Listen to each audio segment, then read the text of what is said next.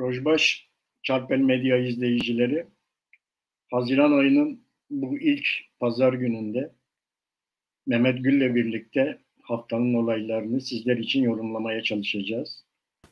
Bu hafta bir de konuğumuz var. HDP Mersin Milletvekili Sayın Rıdvan Turan bizimle. Merhaba Rıdvan Bey, hoş geldiniz. Merhabalar, hoş buldum. İyi yayınlar diliyorum. Teşekkür ederim. Mehmet merhaba. Merhaba abi. Sesim geliyor mu Mehmet? Sanki gayet iyi. Benim de geliyor herhalde. Bir sorun yok. tamam, sorun yok. Tamam. Rıdvan Bey'in geliyor. Bu haftayı şöyle bir özetleyeyim ben seyircilerimiz için. Ne oldu bu hafta Türkiye'de? Tabii her gün yeni bir olayla uyanıyoruz Türkiye'de. Çok yoğun geçiyor. Her gün yeni olaylar gündeme gelmeye başlıyor. İşte geçen hafta biliyorsunuz CHP Van'da bir belediye başkanlarını toparladı ve orada biraz da sokağa indi. Van'ın nabzını tutmaya çalıştı. Altılı Masa geçen hafta yine aylık toplantısını yaptı ve kamuoyuna bir deklarasyon yayınladılar. Suriye'de Baba Esed'in yarım bıraktığı işi Erdoğan tamamlamaya çalışıyor. Yani orada Baba Esed'in Türkiye-Suriye sınırı boyunca ve 15 kilometre derinliğinde bir Arap koridoru oluşturup o bölgenin demografik yapısını dönüştürmeye başlayan çabaları yarım kalmıştı. Erdoğan şimdi orada biraz daha çıtayı yükseltti. 15 kilometreyi 30 kilometreye çıkardı. Ve 30 kilometre Türkiye Suriye sınırı boyunca 30 kilometre derinlikli bir Arap koridoru oluşturup burada Kürtleri içeriye doğru sürüp orada bir Arap kuşağı oluşturma projesi Baba Esed'in yarım kalan projesiydi. Şimdi Türkiye bunu devam ettirmeye çalışıyor ve gündemde bu konu. Her gün bu konuyla ilgili değişik yorumları dinliyoruz biz de televizyonlarda. Tüm bunların yanında tabii bir taraftan da bir çözüm süreci acaba oluyor mu diye basına sızdırılan bazı bilgiler oluyor ve gazeteciler bunu tartışmaya başlıyorlar. Acaba yeni bir çözüm süreci mi geliyor diye. Bu da geçen hafta konuşulan konulardan biriydi. Yine NATO'nun genişlemesi olayı var. İşte Finlandiya ve İsveç'in NATO'ya üye olmalarının önünde bir Türkiye engeli var. Türkiye bu engeli koyarken de ya Kürtlere verdiğiniz desteği kesersiniz ya da biz sizin NATO'ya girmenizi önleriz diyor. Böyle NATO'nun içerisinde de Kürtler bir görünür olmaya başladı, bir söz edilmeye başlandı. Enflasyon rakamları açıklandı. Gerçekten TÜİK yine memurlara, işçilere bir kazık attı. Enflasyonu 2,5 falan civarında gösterdi. ENAK 5'in üzerinde gösteriyor enflasyonu. Zaten ekonomisyenler her ay bundan sonra %10 artacağını söylüyorlar enflasyonu. İşte %80, %90 yıllık enflasyonun %100'e doğru gideceğini söylüyorlar. Gerçekten de çarşı pazarda durum öyle. Rıdvan Bey de zaten tarım politikalarını biliyoruz. Gerçekten pazarın durumu çok kötü durumda. HDP örgütlerine yeni bir baskın düzenlendi. Orada da bayağı bir gözaltılar oldu. Devam ediyor bu gözaltılar.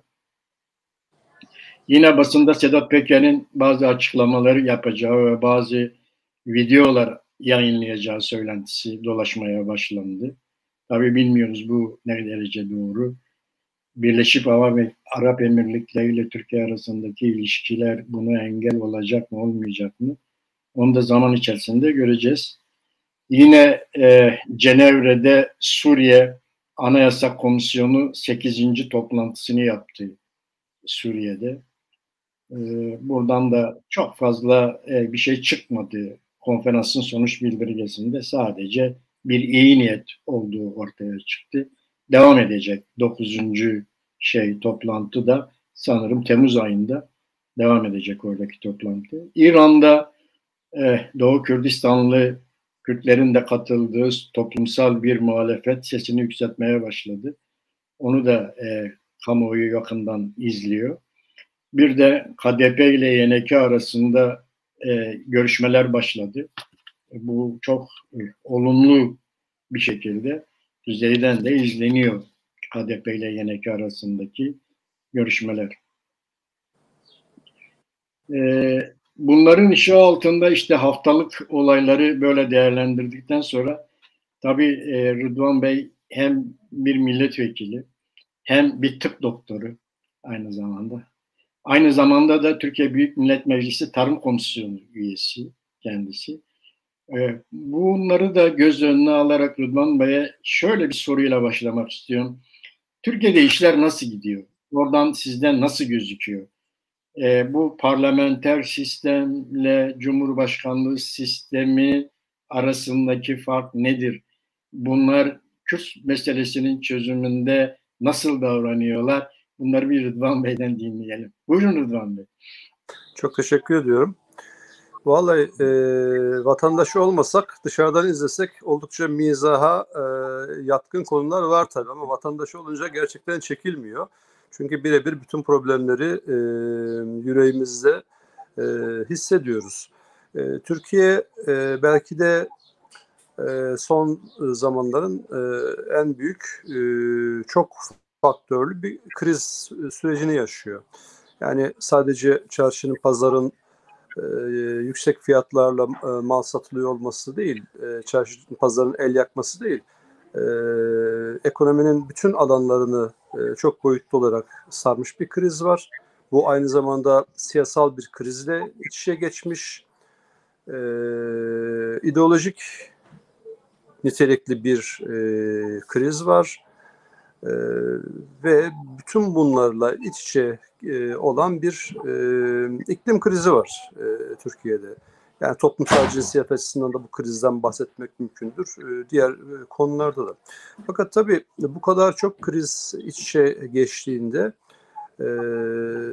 iktidarların bu meseleye yaklaşımları göz önünde bulundurulduğunda, özellikle AKP'nin kriz dinamikleri karşısındaki çözüm önerileri değerlendirildiğinde krizin daha da boyutlanacağını, zira bu çözüm önerilerinin hiçbir tanesinin meseleyi çözmekten uzak olduğunu görüyoruz.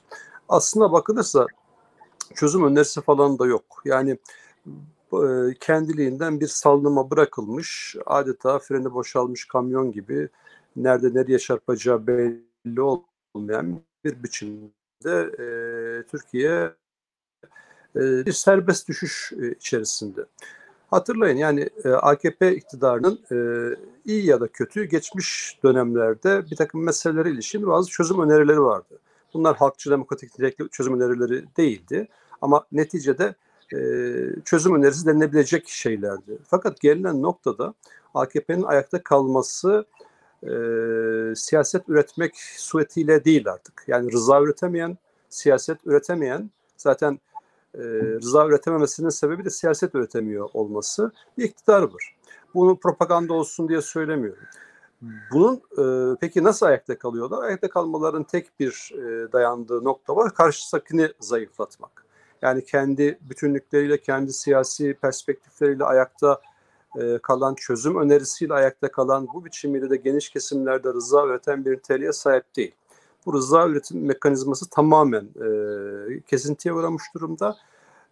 Yalnızca kendisi gibi olmayanları siyaseten tasfiye etmek, burada da devletin çıplak zorunu etkin biçimde kullanmak suretiyle ayakta kalıyor.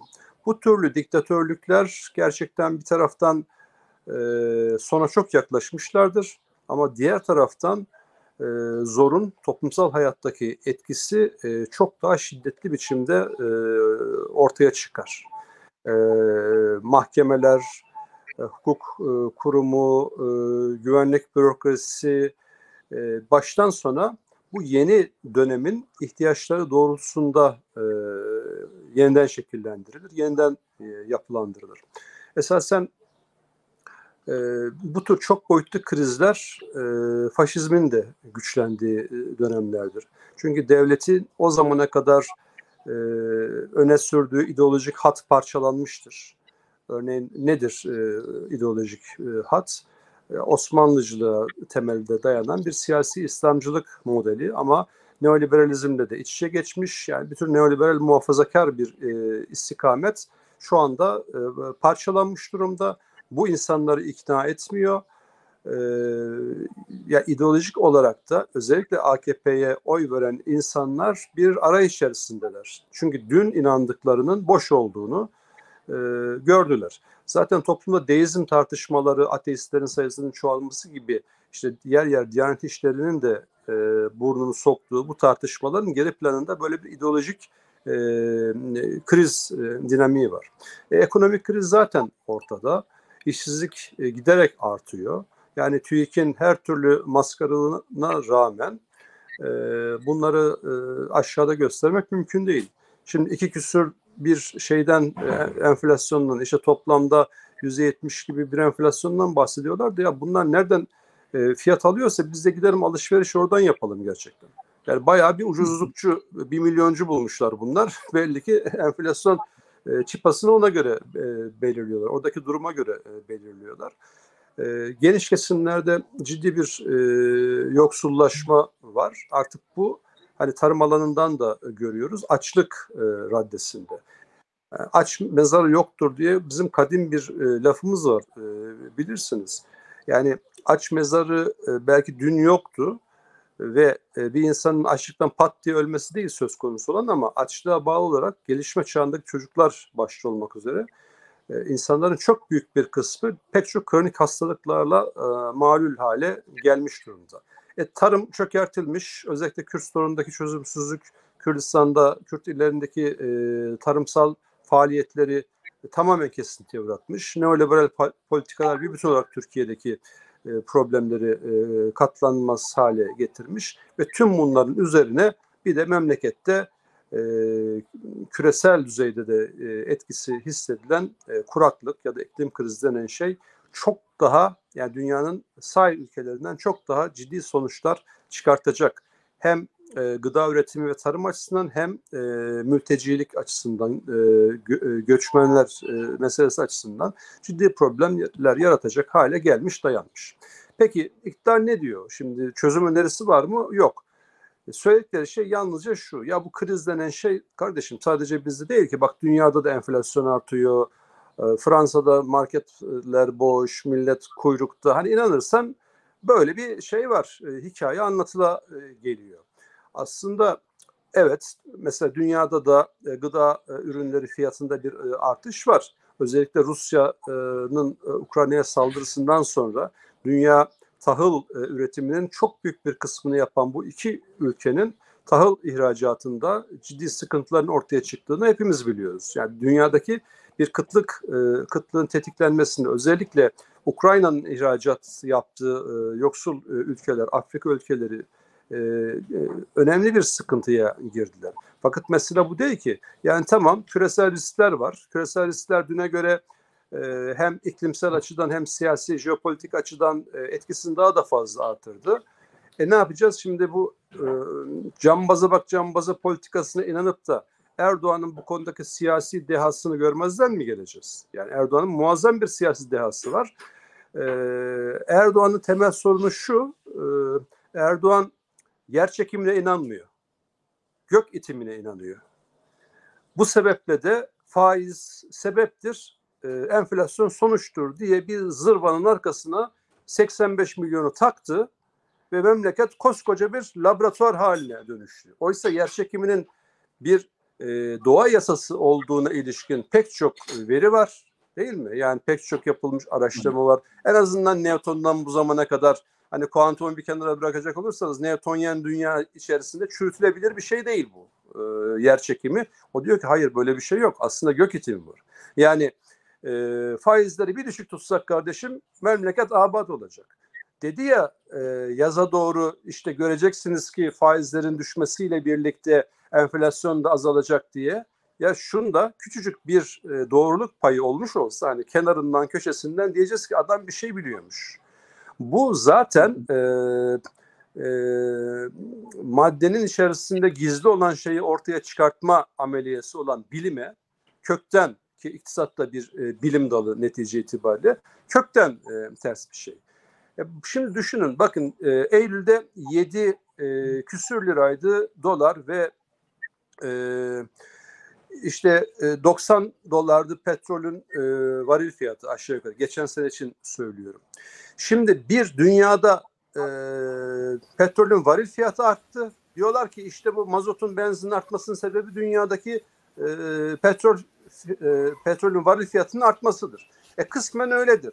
Peki sen enflasyonu faizin sonucu olarak gördüğün ve faiz yükseltmediğin için, yani para politikası araçlarını etkin biçimde kullanmadığın için 7 liralık doları 18 liraya çıkartmanın hesabını biz kimden soralım abi?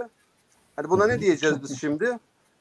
İşte yani burada bir varil petrolde ve onun işte karşılığı olacak olan yakıtları düşünün, %50'sinden fazlası Erdoğan faktörüdür. Bu sebeple Erdoğan tersten Nobel Ekonomi Ödülü'ne layık görülmesi gereken bir kişidir bu yanıyla. Biz HDP olarak önerebiliriz. Geçen gün vekilimize söyledik genel kurulda.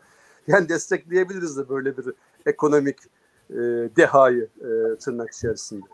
Yani şunu söylüyorum, bir çözüm umudu, bir şey yok. Hani siyasetin, daha doğrusu Erdoğan'ın ve şürekasının olağan bilgi birikimi, dünyaya bakışı, dünyaya kavrayışı, yaşam felsefeleri vesaire işte uzatmak mümkündür. Buradan hareketle bu meselelerin çözülme imkanı kalmamıştır.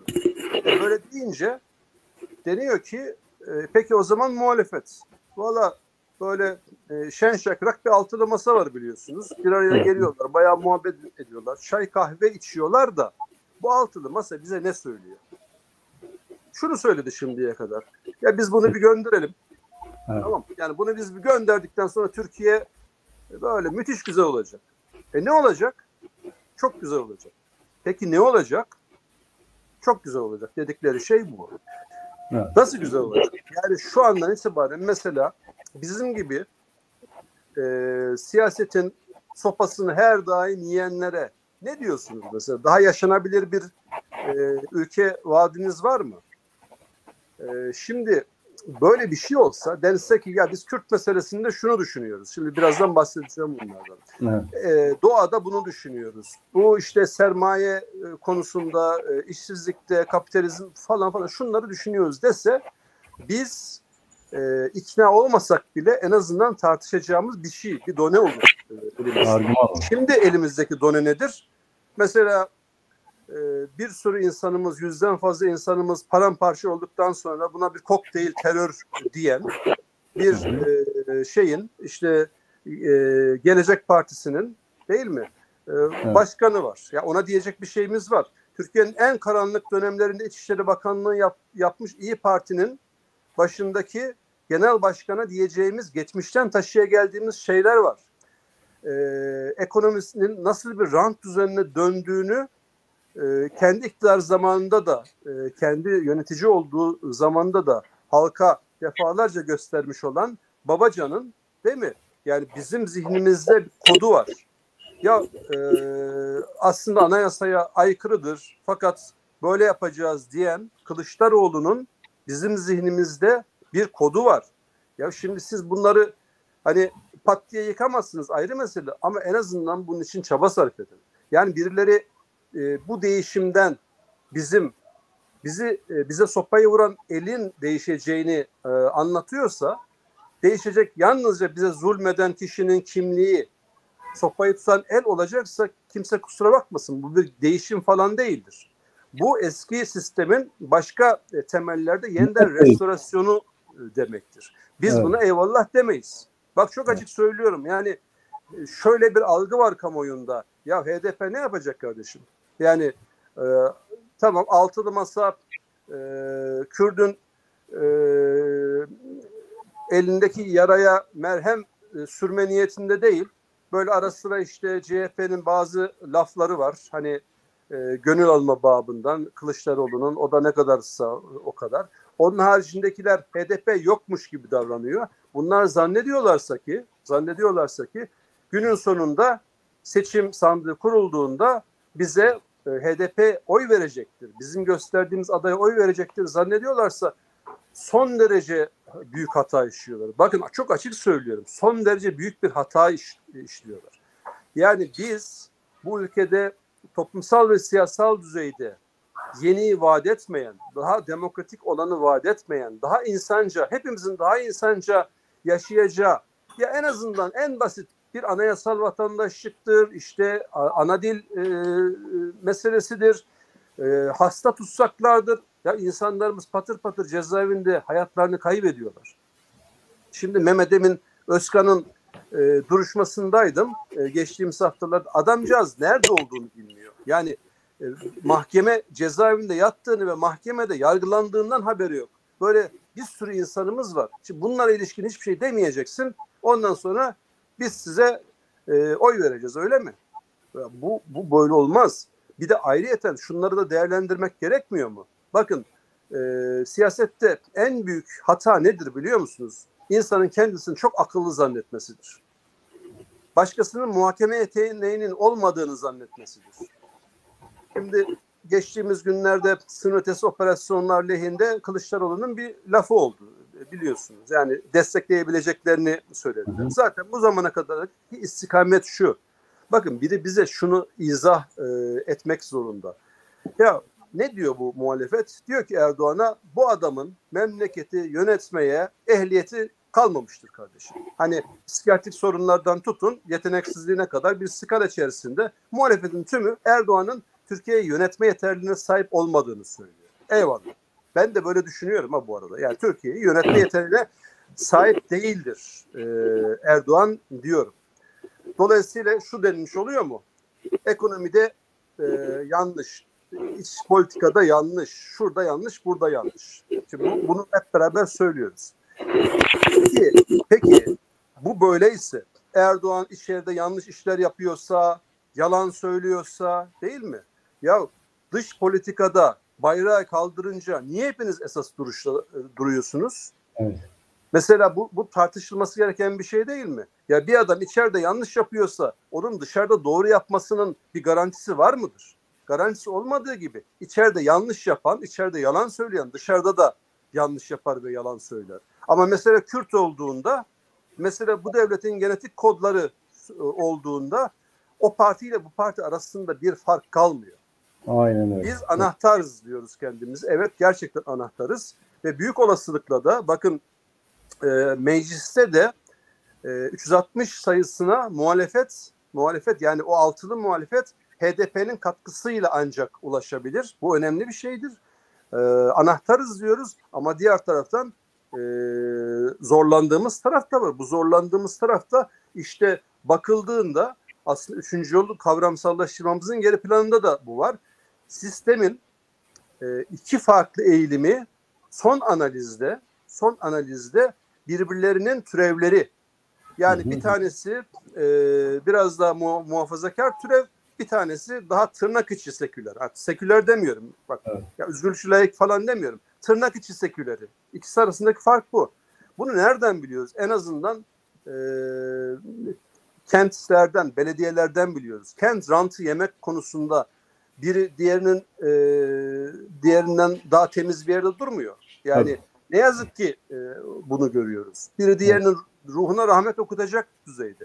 Dolayısıyla Erdoğan'ın bizim canımızı çok yakmış olması, on binlerce parti yöneticimizin cezaevinde olması, eş başkanlarımızın cezaevinde olması, Kürt sorununu çözümlenememiş yöntemle yine deniyor, yine şiddeti, zoru, baskıyı, kanı kaim kılıyor olması ondan hoşlanmamam için, ondan nefret etmek için bizim için bir gerekçedir. Ama size destek olmak için, sizin alternatifinize eyvallah demek için bu bir gerekçe değildir. Otomatik olarak Erdoğan karşıtlığı ya da Cumhur İttifakı karşıtlığı insanı muhalif yapar ama demokrat yapmaz. İşte bu altılı masanın temel sorunsalı da budur zaten. Erdoğan'a karşı olmak insanı otomatikman demokrat yapsaydı memlekette demokrattan geçilmezdi. Bu toplumda o zaman işte toplumsal cinsiyet cinayetleri, kadın cinayetleri yaşanmazdı. Kürde düşmanlık ödüllendirilecek bir şey olarak görülmezdi. Bakın işte dün Tekirdağ merkezli olarak yapılan operasyon var biliyorsunuz. Pek çok arkadaşımız orada. Yine pek çok arkadaşımız Van'da gözaltına alındı. HDK'ye yönelik ki HDK anayasa görüşmelerinde iktidarın muhatap olarak fikrini sorduğu bir kurumdur. DTK gibi aynı biçimde. Hı hı. Şimdi bunlara yönelik kriminalize etme çabaları büyük bir güçle, büyük bir şeyler sürüyor ve muhalefet bu zamana kadar çıkıp da bir şey dememiş. Çıkıp bir şey dememiş. Ya bu zulümdür dememiş. Siz bunu niye yapıyorsunuz dememiş. Mesele nedir biliyor musunuz? Mesele bence şudur. Ya hadi kazandın. Hadi Cumhurbaşkanı da senden oldu. Meclis çoğunluğunu da aldın. HDP olmadan yaptığını varsay bütün bunları. Çünkü onların içinde de bazı akıl daneler şu anda şöyle bir propaganda yapıyor. Böyle bir kamuoyu araştırmacılarının yarattığı bir konfor ortamı var ya. Topluyorlar. İyi Parti, CHP, işte DEVA, Gelecek falan filan Saadet topluyorlar. HDP'ye gerek yok ki. Evet, aynen. Şimdi böyle bir akıl danesi grup ortaya çıkınca bunlar propaganda yürütüyorlar. Ya kardeşim diyelim ki gerek yok. Hadi diyelim ki HDP olmadan siz bu dediğiniz işleri yaptınız. Nasıl yöneteceksiniz? Kürt meselesini çözmeye dönük bir programınız olmadan bu memleketi nasıl yöneteceksiniz? Ya yönetilebiliyor olsaydı zaten Çillerler değil mi? Ondan öncekiler, berikiler bu işi yapardı zaten yani. Yapardı. Nasıl yöneteceksin ya? Yani evet. Bu memlekette nereden baksan 20-30 milyon civarında olan demokratik talepleri olan kendi ana dilimde eğitim yapmak istiyorum diyen böyle bir geniş kesim varken sen bunların derdini dert olarak almıyorsan, buna ilişkin bir çözüm önerisini az ya da çok dillendirmiyorsan nasıl yöneteceksin bu memleketi? Evet. Yani dolayısıyla burada mesele HDP'nin oy vermesi, vermemesi şu bu meselesi değildir. Yeni bir Türkiye'yi yeni kolonlar üzerinde, daha demokratik kolonlar üzerinde inşa edecek miyiz meselesidir.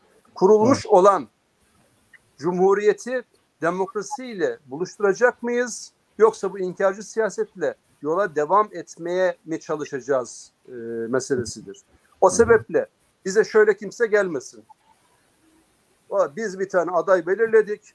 HDP'de bu adaya oy verecek. Biz elbette ortak bir adaydan tarafa oluruz. Ama gelecekler ve diyecekler ki ya siz ne diyorsunuz bu konuda? Eli savaşa, kana bulaşmamış, demokratik normları, yaşam düsturu edinmiş insanlar olduğunda biz de elbette destekte bulunmaya, işin içinde olmaya, öznesi olmaya, hammalı olmaya, mutfağında çalışmaya elbette varız. Ama kimse biz sizin için iyisini düşündük, siz düşünmediniz ama bak bizde düşünülmüşü var. Aha da getirdik size böyle bir devlet başı, işte Cumhurbaşkanı falan filan diye bize böyle gelmesin kimse. Yoksa zulüm bizim için sürüyor. Zulüm sürer, devam eder. Ama onlar birazcık bu meseleyi düşünmelidir diye düşünüyorum. Ama hemen bu konuşmanıza ek olarak şunu da bir kısa bir yorum olarak sizden almak istiyorum. Şimdi devletin Kürt partilerinde olduğu gibi yani bugün isminde Kürdistan olan 4 tane parti Anayasa Mahkemesi'nin önünde kapatılması HDP'den önce başladı o süreç. Şu anda da son kararda. HDP de son karara doğru geliyor. Herhalde önümüzdeki aylarda HDP de diğer Kürdistani partilerin konumuna gelecek o noktada. Sizce HDP'yi kapatacaklar mı? Nasıl bakıyorsunuz ona? Vallahi bence şöyle HDP yani bütün bu siyasi gelişmeler işte Erdoğan'ın yeniden Rojava'ya sefer düzenleme projeleri, HDP'ye yönelik kitlesel gözaltılar, tutuklamalar bütün bunlar değerlendirildiğinde ben HDP'nin kapatılacağı kanısındayım. Yani böyle bir istikamete girilmiş durumda olduğunu düşünüyorum. Kapatılacağını düşünüyorum. Şimdi burada tabii şöyle tartışmalar var. Bunlar benim kendi kişisel görüşlerim. Hani partimizin bu konuda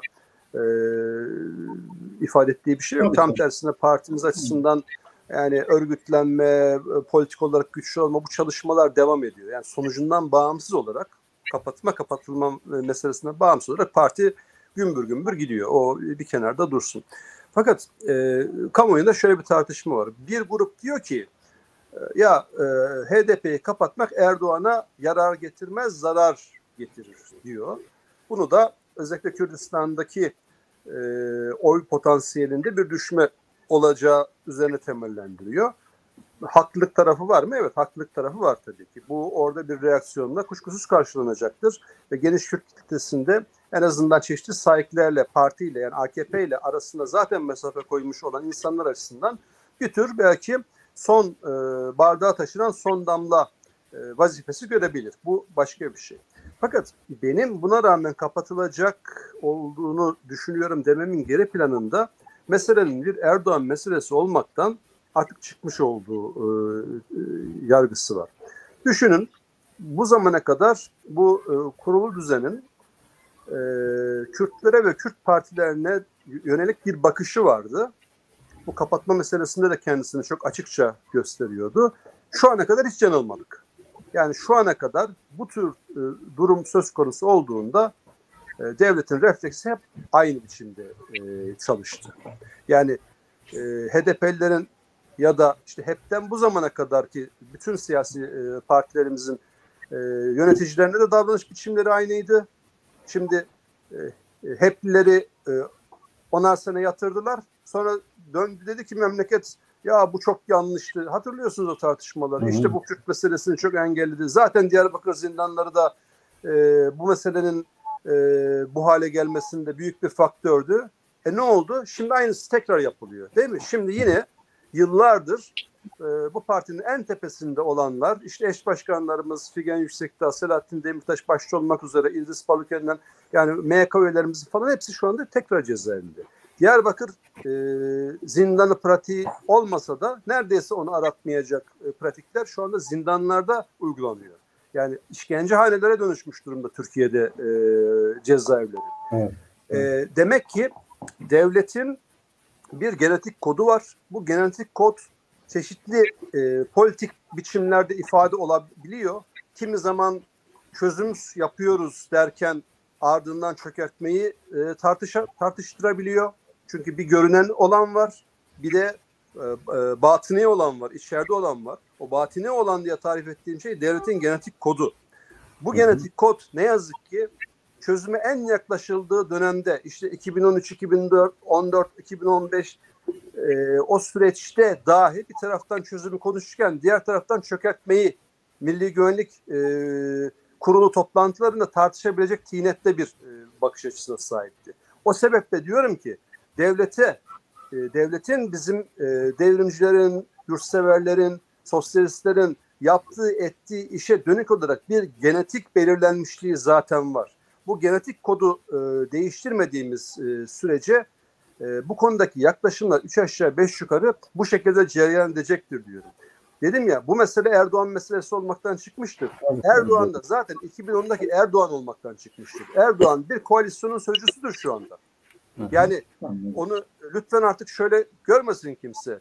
Erdoğan astı kestik bir lider, üstün karizmaya sahip bir lider falan filan değildir. Bu iş bitmiştir çoktan.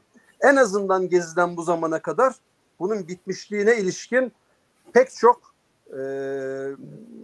örnekle karşı karşıya kaldık.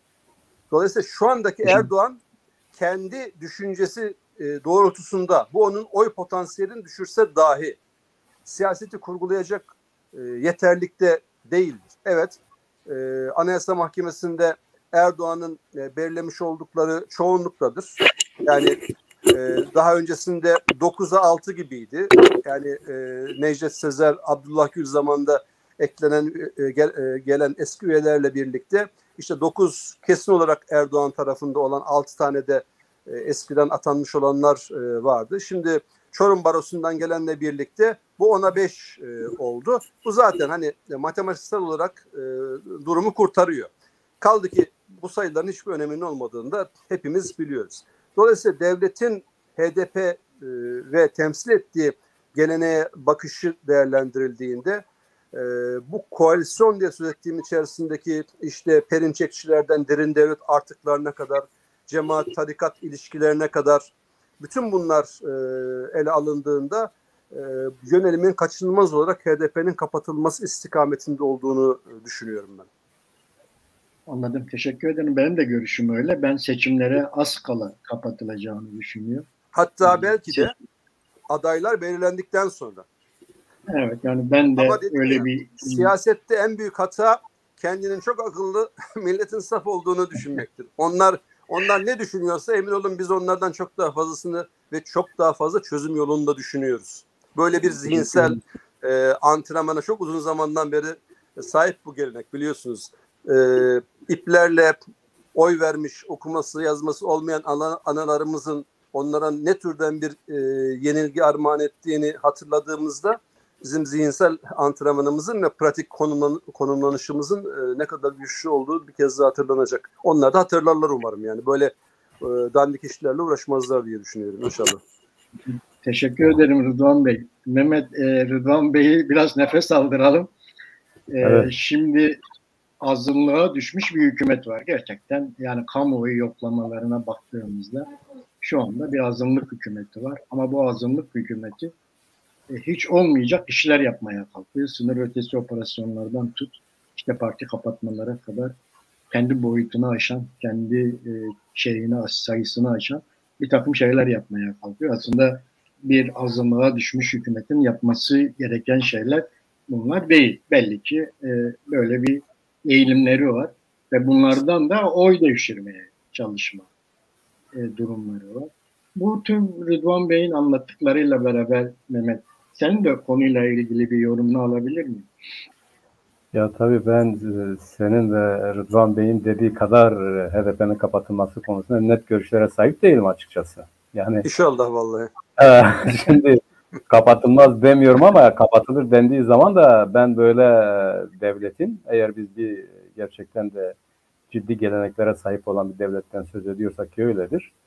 Aynı zamanda uluslararası şartları muhaceyesinde bu olaya bakan bir devletse ki yine öyledir. Ve yine aynı zamanda belli bir fraksiyonel tutuma ancak hizmet edebilecek böyle bir hamlenin devlet nezdinde kabul göreceği konusunda ben tereddütlüyüm.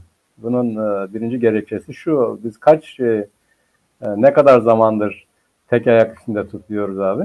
Herhalde bir yıl oldu yani. Bir yıldır bizim son savunmamızı yaptık.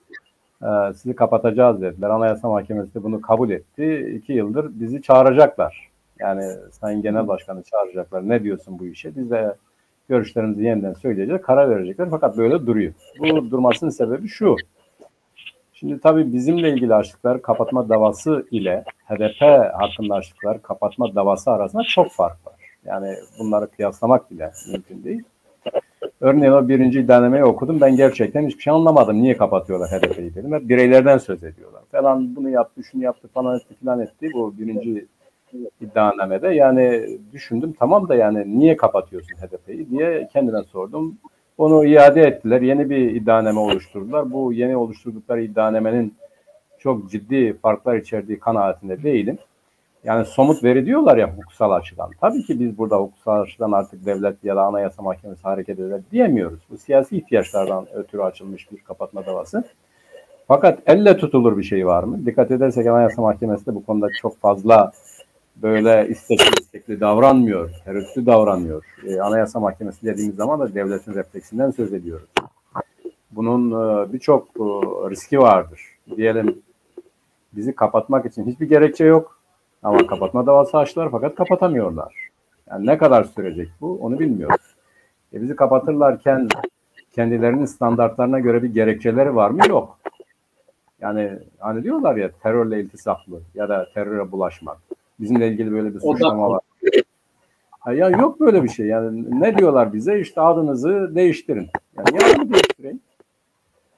Yani programını şeyinizi değiştirin diyorlar. Yani ben öyle düşünüyorum. Zaten suç olan senin yaklaşımındır dedik, biz öyle savunmamızı yaptık. Yani sen Kürtler var diyorsun ama başka da bir şeyden söz etmiyorsun. Biz hakları da var diyoruz, sen diyorsun siz bölücüsünüz falan. Ya var olan bir olayın, bir toplumsal kütlenin hakları olmaz mı? Olur, biz onları istiyoruz. Şimdi bizimle ilgili verdikleri kapatma davasının gerekçesi bütünüyle yani bizim kullandığımız argümanlar. Yani Kürtlerin devlet kurma hakkıdır, ayrılma hakkıdır, işte Kürtlerin varlığıdır, bunların haklarının tanınmasıdır gibi şeyler. Şimdi HDP ile ilgili ortaya koyduğu gerekçeler baktığımızda falan şunu yaptı, falan şöyle etti, falan böyle etti gibi, gel bundan bir siyasal partiyi kapat. Oysa AKP bunu değiştirdi. Dedi ki bireylerin işlemiş olduğu suçlar ile bir partini kapatamazsınız, o bireyi cezalandırırsınız. Şimdi böyle bir durumda ben onun için diyorum, eğer hukuksal bakarsak, bu iddianame çerçevesine bakarsak HDP'ye böyle kolay bir şekilde bizi kapatıyoruz demeleri zor. Ama siyasetin ihtiyaçları açısından baktığımızda eğer Türkiye'de bu yeni konseptten de söz ediyorsak, yani bir iktidar değişikliğinin önemli sonuçları olabileceğine inanıyorsak, o zaman bu gerçekten de ciddi hesaplama, yani mevcut klik tarafından, mevcut yönetici klik tarafından ciddi hesaplanan, nelere yol açacağı tespit edilmeye çalışılan bir olaydır. Eğer bundan menfaat görürlerse kapatılır. Bu kapatma onlara istedikleri sonucu verir vermez açısından söylemiyorum. Yani HDP kapatılırsa onlar kazanır diye bir olay yanlış bir vardır. Yani HDP işte geçmişe de baktığımız zaman büyük bir yekününü oluşturan Kürtlerin bu konudaki tavrı her zaman bir öncekinden daha farklı olmuş. Yani bundan nemalanmak isteyen kesimlerin istediği hiçbir şey olmamıştır. Tam tersine onlar zarar görmüşler. O açıdan açıkçası ben böyle rahat bir şekilde evet kapatırlar diyemiyorum. Fakat bu yönetici odağın hangi denklemi kullanacağı, hangi ya da denklemin taraflarına nelerin olacağı konusunda bilgimiz olmadığı için onların kuracağı bu denklemde eğer kendileri aslında bir sonuç doğurursa kapatırlar. Şimdi burada bence önemli olan şu, yani ben Rıdvan Bey'in bu altılı masa ya da CHP gibi bu ittifak olayının gerek Kürtler açısından ki bizim açımızdan önemli olanı ve gerekse devrimci demokrat ya da çalışanlar, emekçiler açısından bir gelecek Türkiye'si ördüklerine inanmıyorum. Böyle bir şey yok. Tam tersine bunlar kendilerini atadılar. Yani mesela neden yani bunlar ortaya çıktı, böyle bir şey oluşturdular? Hangi hakla, hangi hukukla dersin bir siyasi faaliyet olabilir ama bu Türkiye'nin güçlendirilmiş parlamenter sistem derken de bunu da kendilerine göre bir forumda izah etmeleri, oluşturmaları adeta şimdiden eğer AKP giderse ne gelir dediğinde işte diyor. Yani bu sistemi işte yeniden inşa eden bir klikten ya da yeni bir klikten söz ediyoruz demektir. Şimdi bu çerçevede olaya baktığımız zaman şöyle bir boşluk görünüyor. Yani mesela Nurullah abi sen de biliyorsun, siz de görüştünüz. Bizim bütün bu çevrelerle konuşmalarımız ya da bunları yapmamızın tek nedeni şudur. Ya gerçekten bunlar ne istiyorlar? Bunların önerdiği geleceğin Türkiye'sinde herkese yer var mı? Herkes bu Türkiye'de kendisini demokrat, özgür ve varlığı üzerinde yaşayabilecek bir durumda hissediyor mu? Yani bunu çeşitli toplumsal kesitler, inanç grupları, etnisiteler ve milletler bazında söylüyor. Yani bugün Türkiye'nin ihtiyacı olan şey bana göre herkesin kendisi olarak hakları ile birlikte yaşayabileceği bir düzen kurmak. Bu mümkün mü? Evet mümkündür. Realiteye baktığımız zaman peki buna yönelik dinamikler var mı dediğimiz zaman da işte orada çok ciddi açıklar vardır. Bana göre birinci açık şu, Türkiye'de bu dönüşümü gerçekleştirebilecek, yani bu altılı masa dışında konuşuyoruz. Bu altılı masanın mantalitesi itibariyle de zaten buna uygun olmadıklarını Rıdvan Bey dile getirdi. Onun içerisinde en elverişli olan, yani HDP'yi Kürt meselesinde çözüm konusuna muhatap alan CHP nezdinde konuştuğumuz zaman zaten sen görüştün. Diyorlar ki ya bu sizin dediğiniz talepler bizim gerçekleştirebileceğimiz şeyler değildir. Çünkü bizim bu koalisyonumuz bunlara karşıdır. Yani kendileri buna karşı olduğu halde koalisyondaki kimi kuvvetlerin üzerine atıyor. Fakat şu da var, onu da görelim. Aynı zamanda bu koalisyonun, bu altılı masanın Kürtleri, ilericileri, demokratları, yani bizim Türkiye'nin dönüşümünü gerçekleştirebilecek dinamikleri entegre etme ya da onların desteğini alma gibi çok ciddi bir ihtiyaçları vardır. Bu olmazsa istedikleri yere gelmeleri çok zor. Rıdvan Bey de izah etti. Biz de onu biliyorsun Nurullah abi çok önce tartışmıştık. Artık HDP'ye ihtiyacımız yok diyor bunlar. Yani bu kamuoyu yoklamalarıyla işte lafı oraya getirmeye çalışıyorlar. Giderek Kürtlere ihtiyacımız yoktur. Kürtlersiz de biz bu işi yapabiliriz. Tabii bu büyük bir yanılgıdır. Kürtlerin bu işte kullanıldığında nelere hangi sonuçlara doğurabileceği değil. Bu varlığın yönetilmesi meselesidir. Yani bu varlık bu ortamda kendisini rahat hissetmiyorsa, haklarıyla beraber yaşadığını düşünmüyorsa zaten yönetemezsin sen. Bu uluslararası konjektürde, bu dünya gerçekliğinde milyonlarca insanı haklarından mahrum ederek ve aynı zamanda bunları düşmanlaştırarak, aynı zamanda bunları baskı altına tutarak bunu sürdürülebilir bir politika olarak yerleştiremezsin, gerçekleştiremezsin. Geleceğin yönetimi eğer buradan hareketli olaya bakmazsa büyük yanılgı içerisine girer. Ama onlar öyle görünüyor ki biz bunu atlatır iktidara gelirsek valla bizim için yapabileceğimiz pek fazla bir şey de yoktur. İktidar olduk, iktidar olmanın da nimetlerinden faydalanacağız gibi bir perspektif, bir anlayış, bir durum söz konusudur. Şimdi bu konuda aşağı yukarı aynı şeylerden söz etmemiz doğal olarak bizi şuraya getiriyor. Bu önemli. Ben bu soruyu sormuş olayım abi. Rıdvan Bey yine biraz konuşsun. Aynı zamanda Türkiye solunun da bir ittifak oluşturma çalışmaları vardır. HDP bu konuda odak durumundadır. HDP'nin çağrısıyla yürüyor bu süreç. Bunda birisi birinci veya ikinci toplantıya katıldı ve terk etti TKP. Diğeri hiç gelmedi, Sol Parti. Bize göre bu kesimlerin HDP'nin davet etmiş olduğu platformda olmamaların nedenleri açıktır. Yani bugün Türkiye gerçekliğinde en önemli mesele, yani ekonomiyi de etkileyen, siyaseti de etkileyen, ahlakı da etkileyen, kültürü de etkileyen en önemli mesele Kürt meselesidir. Bu Kürt meselesinin çözümüne ilişkin planı, programı, önerisi olmayan herhangi bir siyasi hareketin iktidar olsa bile Türkiye siyasetinde geleceği yoktur. Bu iki kesimin HDP'nin inisiyatifiyle gerçekleştirdiği bu süreçte yer almamasının gerçek sebepleri bana göre bunlardır. Yani Kürt meselesinin konuşuluyor olması, bu konuda da bunların biz bu işe bulaşmayalım gibi ya da bu işe girmeyelim gibi ya da bunlarla ittifak yapmayalım gibi gerekçeleridir. Şimdi bu yedili masa ya da demokrasi ittifakı hem çalışmalarıyla alakalı olarak hem de bu Türkiye realitesi çerçevesinde ve zaten şunu da göz önüne alırsak, yani adeta Türkiye solu, Türkiye siyasetinde neredeyse duyulmuyor. Yani bu duyulmamak kendi grupsal yapıları itibariyle söylemiyorum, siyasal önerileri itibariyle söylüyorum.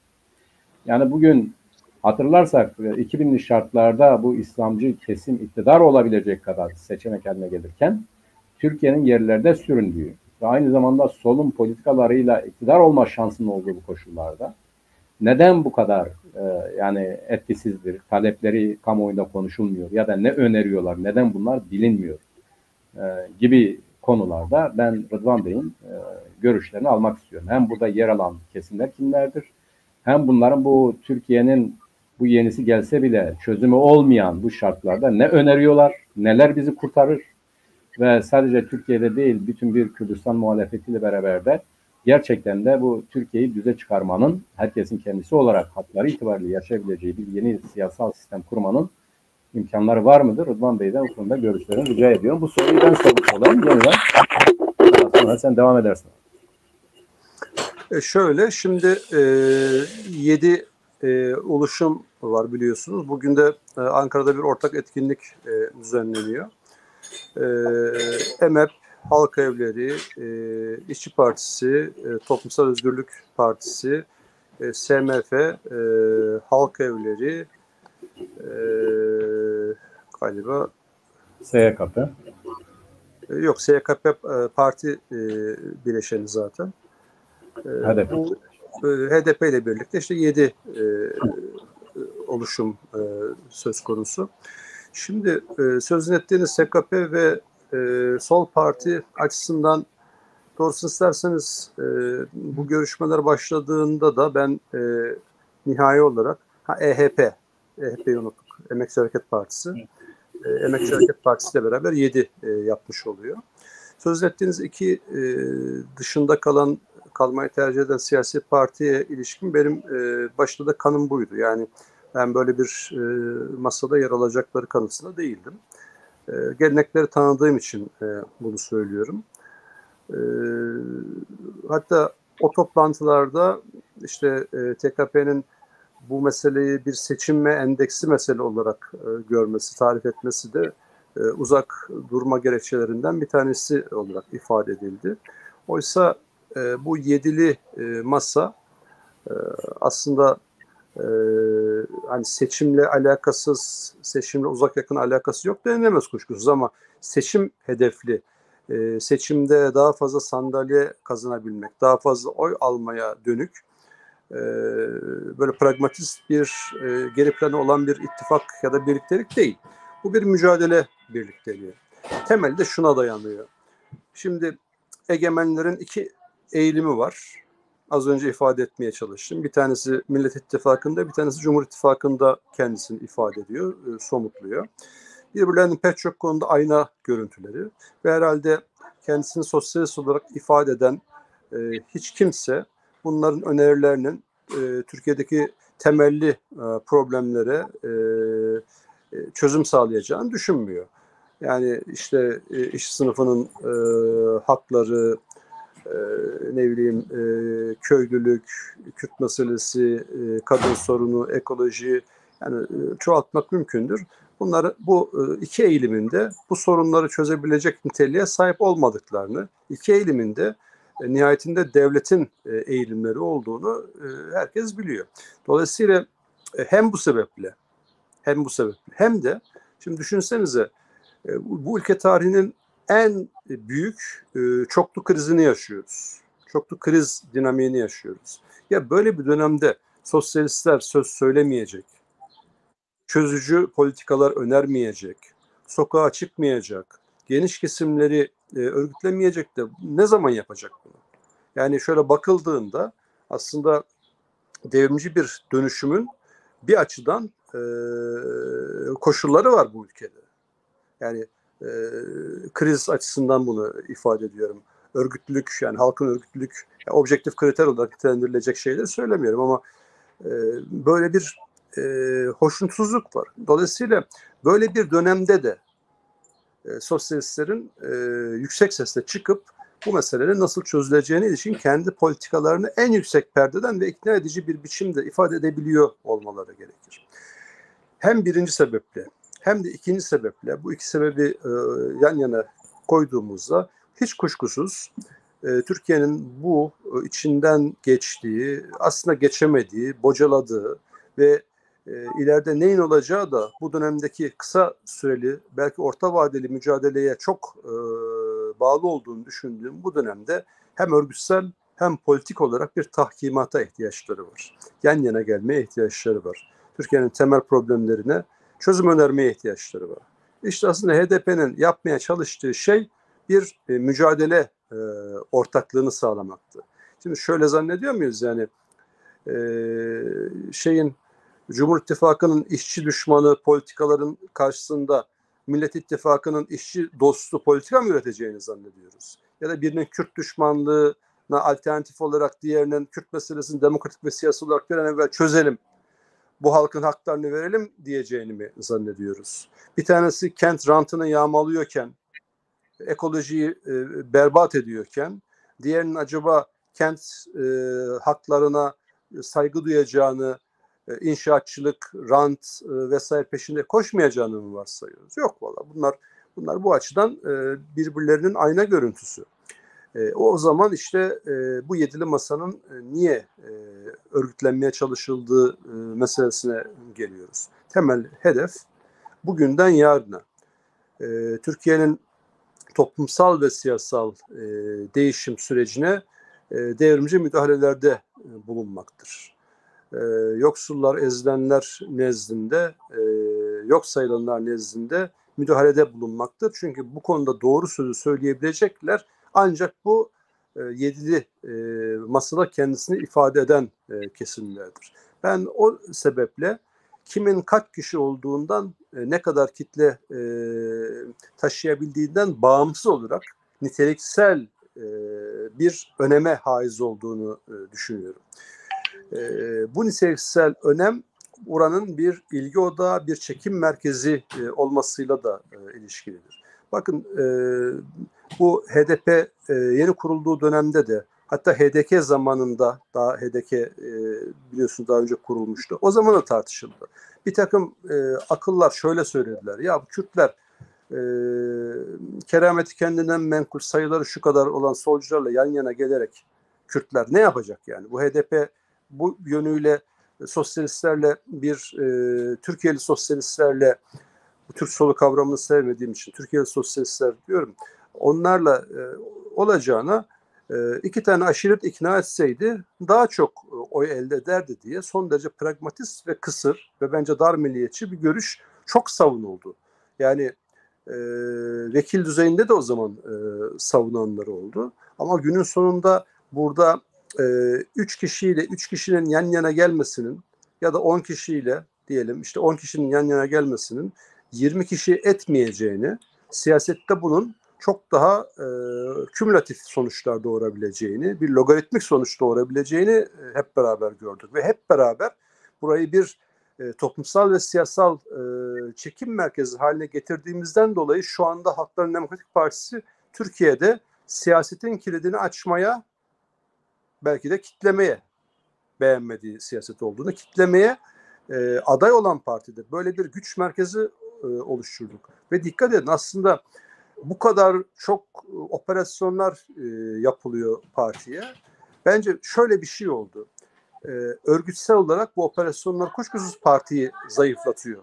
Yani yöneticilerimiz, illerimiz, şunlar bunlar alınıyor, zayıflıyor. Ama dikkat edin, bence iktidarın görmediği şey de bu. Artık Halkların Demokratik Partisi'nin politik etkisi, aktivitesi ve belirleyiciliği örgütsel yapısından bağımsızlaşmış durumda. Ve giderek gelişiyor. Bu politik etki o siyasi operasyonlarla alaşağı edilecek, zayıflatılabilecek olmaktan çoktan çıkmış durumda.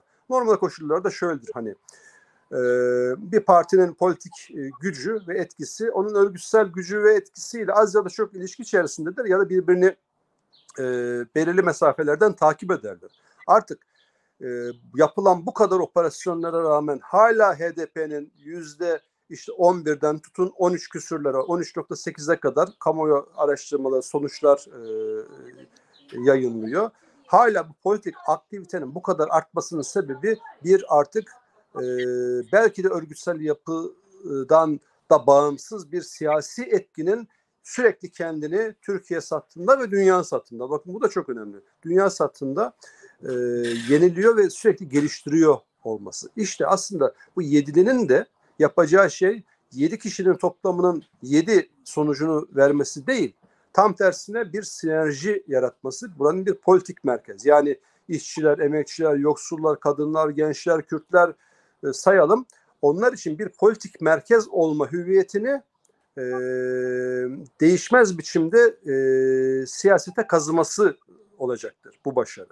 Diğer iki partiye gelince dedim, yani ben başta da söyledim, ben zaten çok umudum yoktu. Kürtlerle yan yana durmak da, Kürt meselesi konusunda siyaset yapmak da, siyasetin konforlu alanından sizi bir anda başka bir yere taşıyabilir. Bir anda devletin en ceberut yüzüyle karşı karşıya kalmanızı sağlayabilir. Ve ondan sonrası da çok toparlanabilir olmaktan çıkar şeyler. Yani bu tabii belki siyasetten derin tartışılması gereken bir konu. Yani ulusların kendi kaderini tayin hakkından ne anlıyoruz? Ezden ulus devrimciliği, enternasyonalizm, ezden ulus devrimciliği, bu kavramlar neye tekabül ediyor? Belki bunları konuşmak gerekir. Belki bir başka programda konuşuruz. Ama netice itibariyle arkadaşlarımızın ki içinde öyle düşünmediklerini bildiğim ve bu ittifaka yan yana gelmeyi önemli gören insanların da olduğunu bir kenara not ederek söyleyeyim. Bu siyasetlerin genel olarak en azından karar alma organlarının çoğunluğunun böyle olduğunu görüyoruz ki bu konularda anlaşamıyoruz. Bu net olarak böyle. Sosyalist hareketin güçsüzlüğü tartışması ta 80'den bu yana yapabildiğimiz ve belki de çok fazla faktörün devrede olduğu bir şey. Yani bunu tabii basitçe ya devlet çok saldırıyor, işte sürekli örgütsel operasyonlar, şunlar bunlarla izah etmek doğru olmayacaktır ama belli ki bu konuda solun, sosyalizmin örgüt, politika, örgütlenme biçimleri, belki reel sosyalizmin çözülmesi, bunun yaratmış olduğu ideolojik ve siyasi sorunlarla ne ölçüde hesaplaşıldığına kadar pek çok konuyu ayrı ayrı ele almak gerekir. Ama buna rağmen tabii kendi içimize taşıdığımız bir takım şeyler var. Arazlar da var. Solun rekabetçiliği. Yani bu rekabetçilik esasen bir rekabet ilişkisi olacaksa hani bunu siyasi iktidarla sürdürmek gerekir. Onu alaşağı etmeye çalışmak gerekir ama tuhaf bir rekabetçilik solun içerisinde kök salmış durumda. Ve bu rekabetçiliğin de dayanışmaya evrilmediği dönemde sol yapıların birinin bir diğerini bir tür siyasi hasım olarak görüyor olması bu faşist dairenin bir türlü kırılamaması sonucunu ne yazık ki doğuruyor. Oysa biz dayanışma içerisinde evet farklı şeyler tabii ki düşüneceğiz.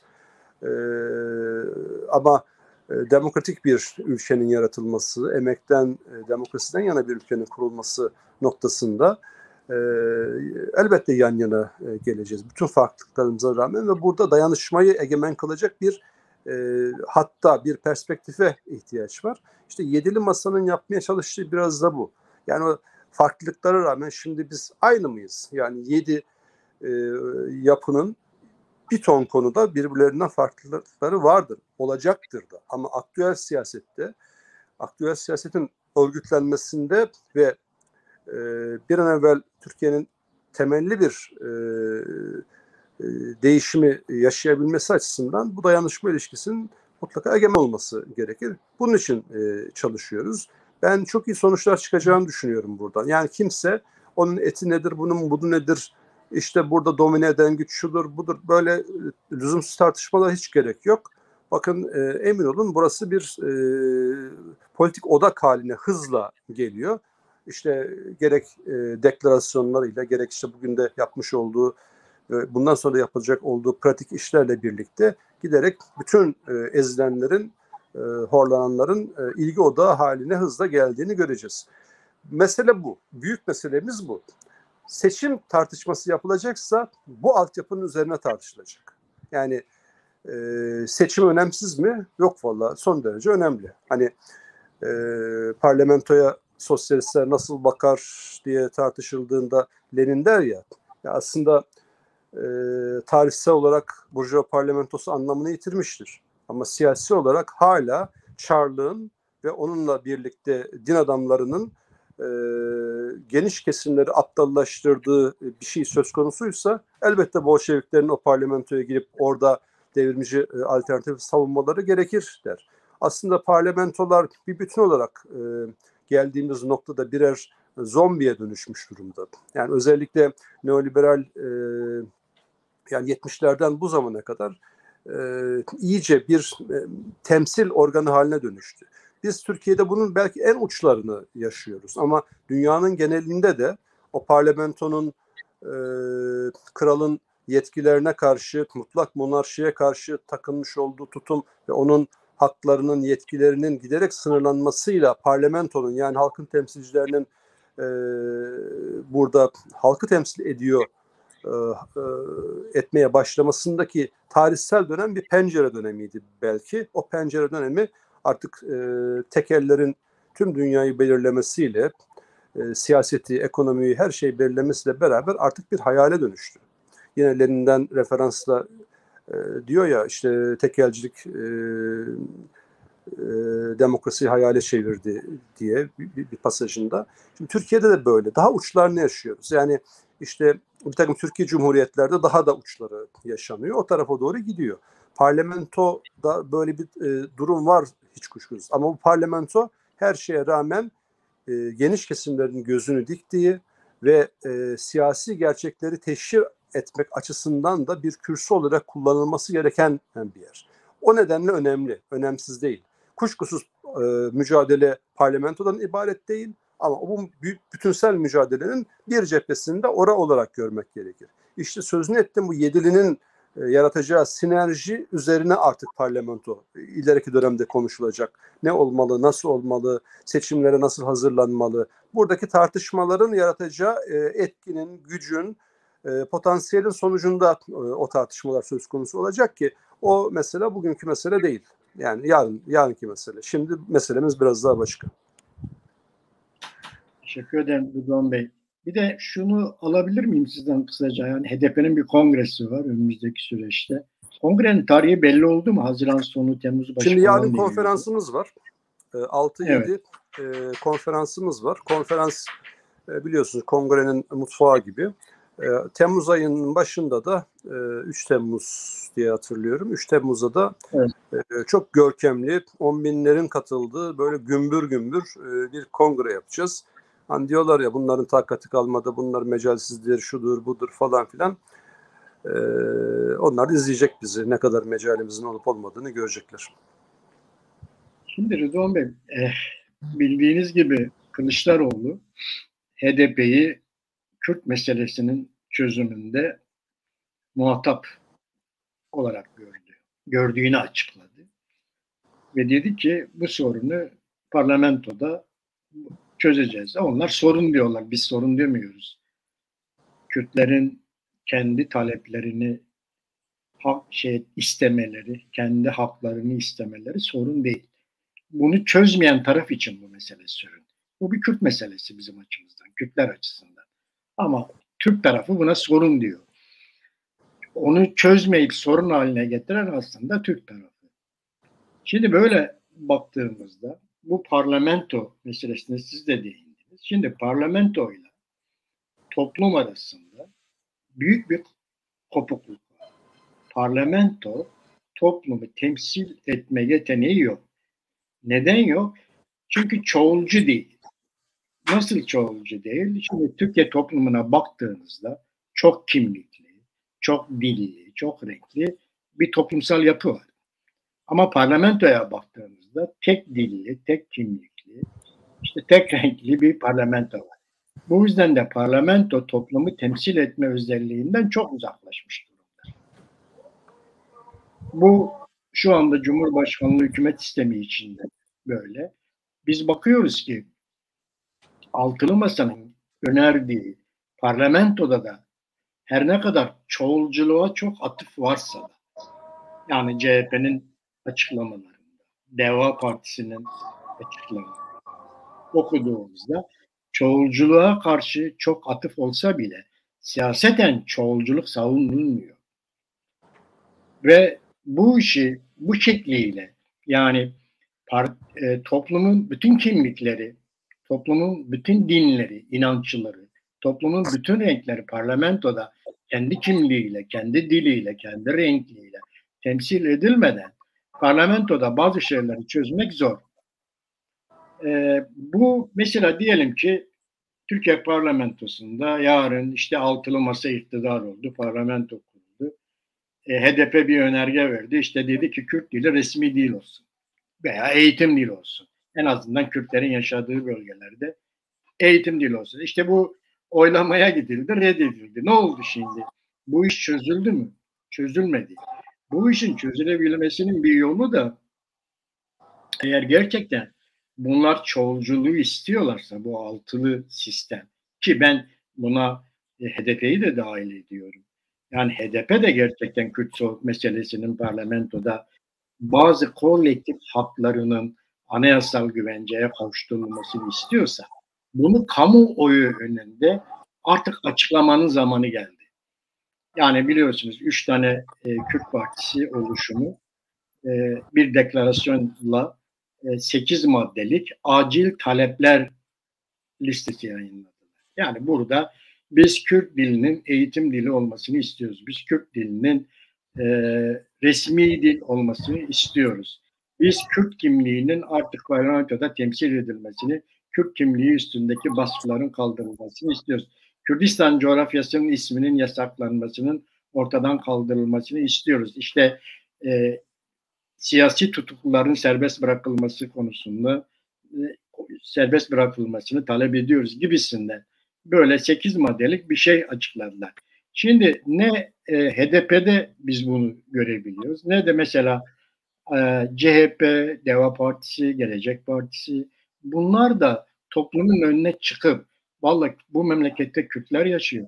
Kürtlerin de şu hakları var. Biz bu hakları vermeden işte Türkiye'ye demokrasi getiremeyiz demiyorlar. Şimdi bunu söylemeden eğer gelirlerse parlamentoya, halkın desteğini almadan parlamentoya gelirlerse zayıf düşüyorlar. Yani mesela AKP bunu yaptı. Bunu kapalı kapılar ardında yaptı. Açık yapmadı. Toplum önünde yapmadı. Bunu söyleyip toplumun desteğini alarak gelmedi. Ne yaptı? Ufacık bir MHP onu raydan çıkarıverdi. Yani o çözüm sürecine rağmen bir ufacık MHP onu raydan çıkarıverdi. Yani bu yeni parlamento oluşurken parlamentoya gelecek siyasi partiler Kürt meselesinde Kürtlerin kolektif haklarının anayasal güvenceye kavuşturulmasını artık isim vererek, savunarak, toplumsal destek almadan parlamentoya geldiklerinde bu mesele çözülebilir mi? Kılıçdaroğlu'nun da size bu teklifini nasıl değerlendiriyorsunuz? Bunların için. Yani şimdi tabii HDP muhatap mıdır? Elbette HDP muhataptır Kürt meselesinin çözümünde. Fakat tek muhatap değildir. HDP legal bir siyasi partidir. Ancak son tahlilde bir savaş ve çatışma konjüktürü olduğundan dolayı bunun bir tarafı olan örgütsel yapı PKK ve onun lideri son tahlilde bir barış görüşmesi söz konusu olduğunda belirleyici olacaktır. Yoksa HDP bir siyasi partidir tabii ki. Topu yoktur, tüfeği yoktur. Legal alanda siyaset sürdürmektedir. Burada esas olan şey HDP elinden gelen bütün yol ve yöntemlerle Kürt sorununun demokratik ve siyasi olarak çözülmesini kolaylaştıracak çalışmaları parlamento içerisinde ve parlamento dışında sürdürmesidir. Aslında yapmaya çalıştığımız şey bu. Ama bu mesele çok aktörlü bir mesele haline dönüşmüş durumdadır. Yani netice itibarıyla hani biz bu meseleyi çözeceğiz diye iddiası olan bir yapının HDP'yi muhatap olarak görüyor olması bir şeydir. Ama bu meselenin oradan tek başına çözümleneceğini düşünüyor olmak. Mesela Öcalan üzerindeki ağırlaştırılmış tecrite ilişkin hiçbir şey söylemiyor olması ya da sürekli sınır ötesi operasyonların barışı ne kadar ötelediği konusunda tek bir söz söylemiyor olması ve bu sınır ötesi operasyonları her defasında coşkuyla el kaldırıyor olması söz konusu olduğunda bu çözeceğim iddiasının en azından iki ayağının olmadığını görüyoruz ve onları daha cesaretli olmaya davet etmek istiyorum. Yani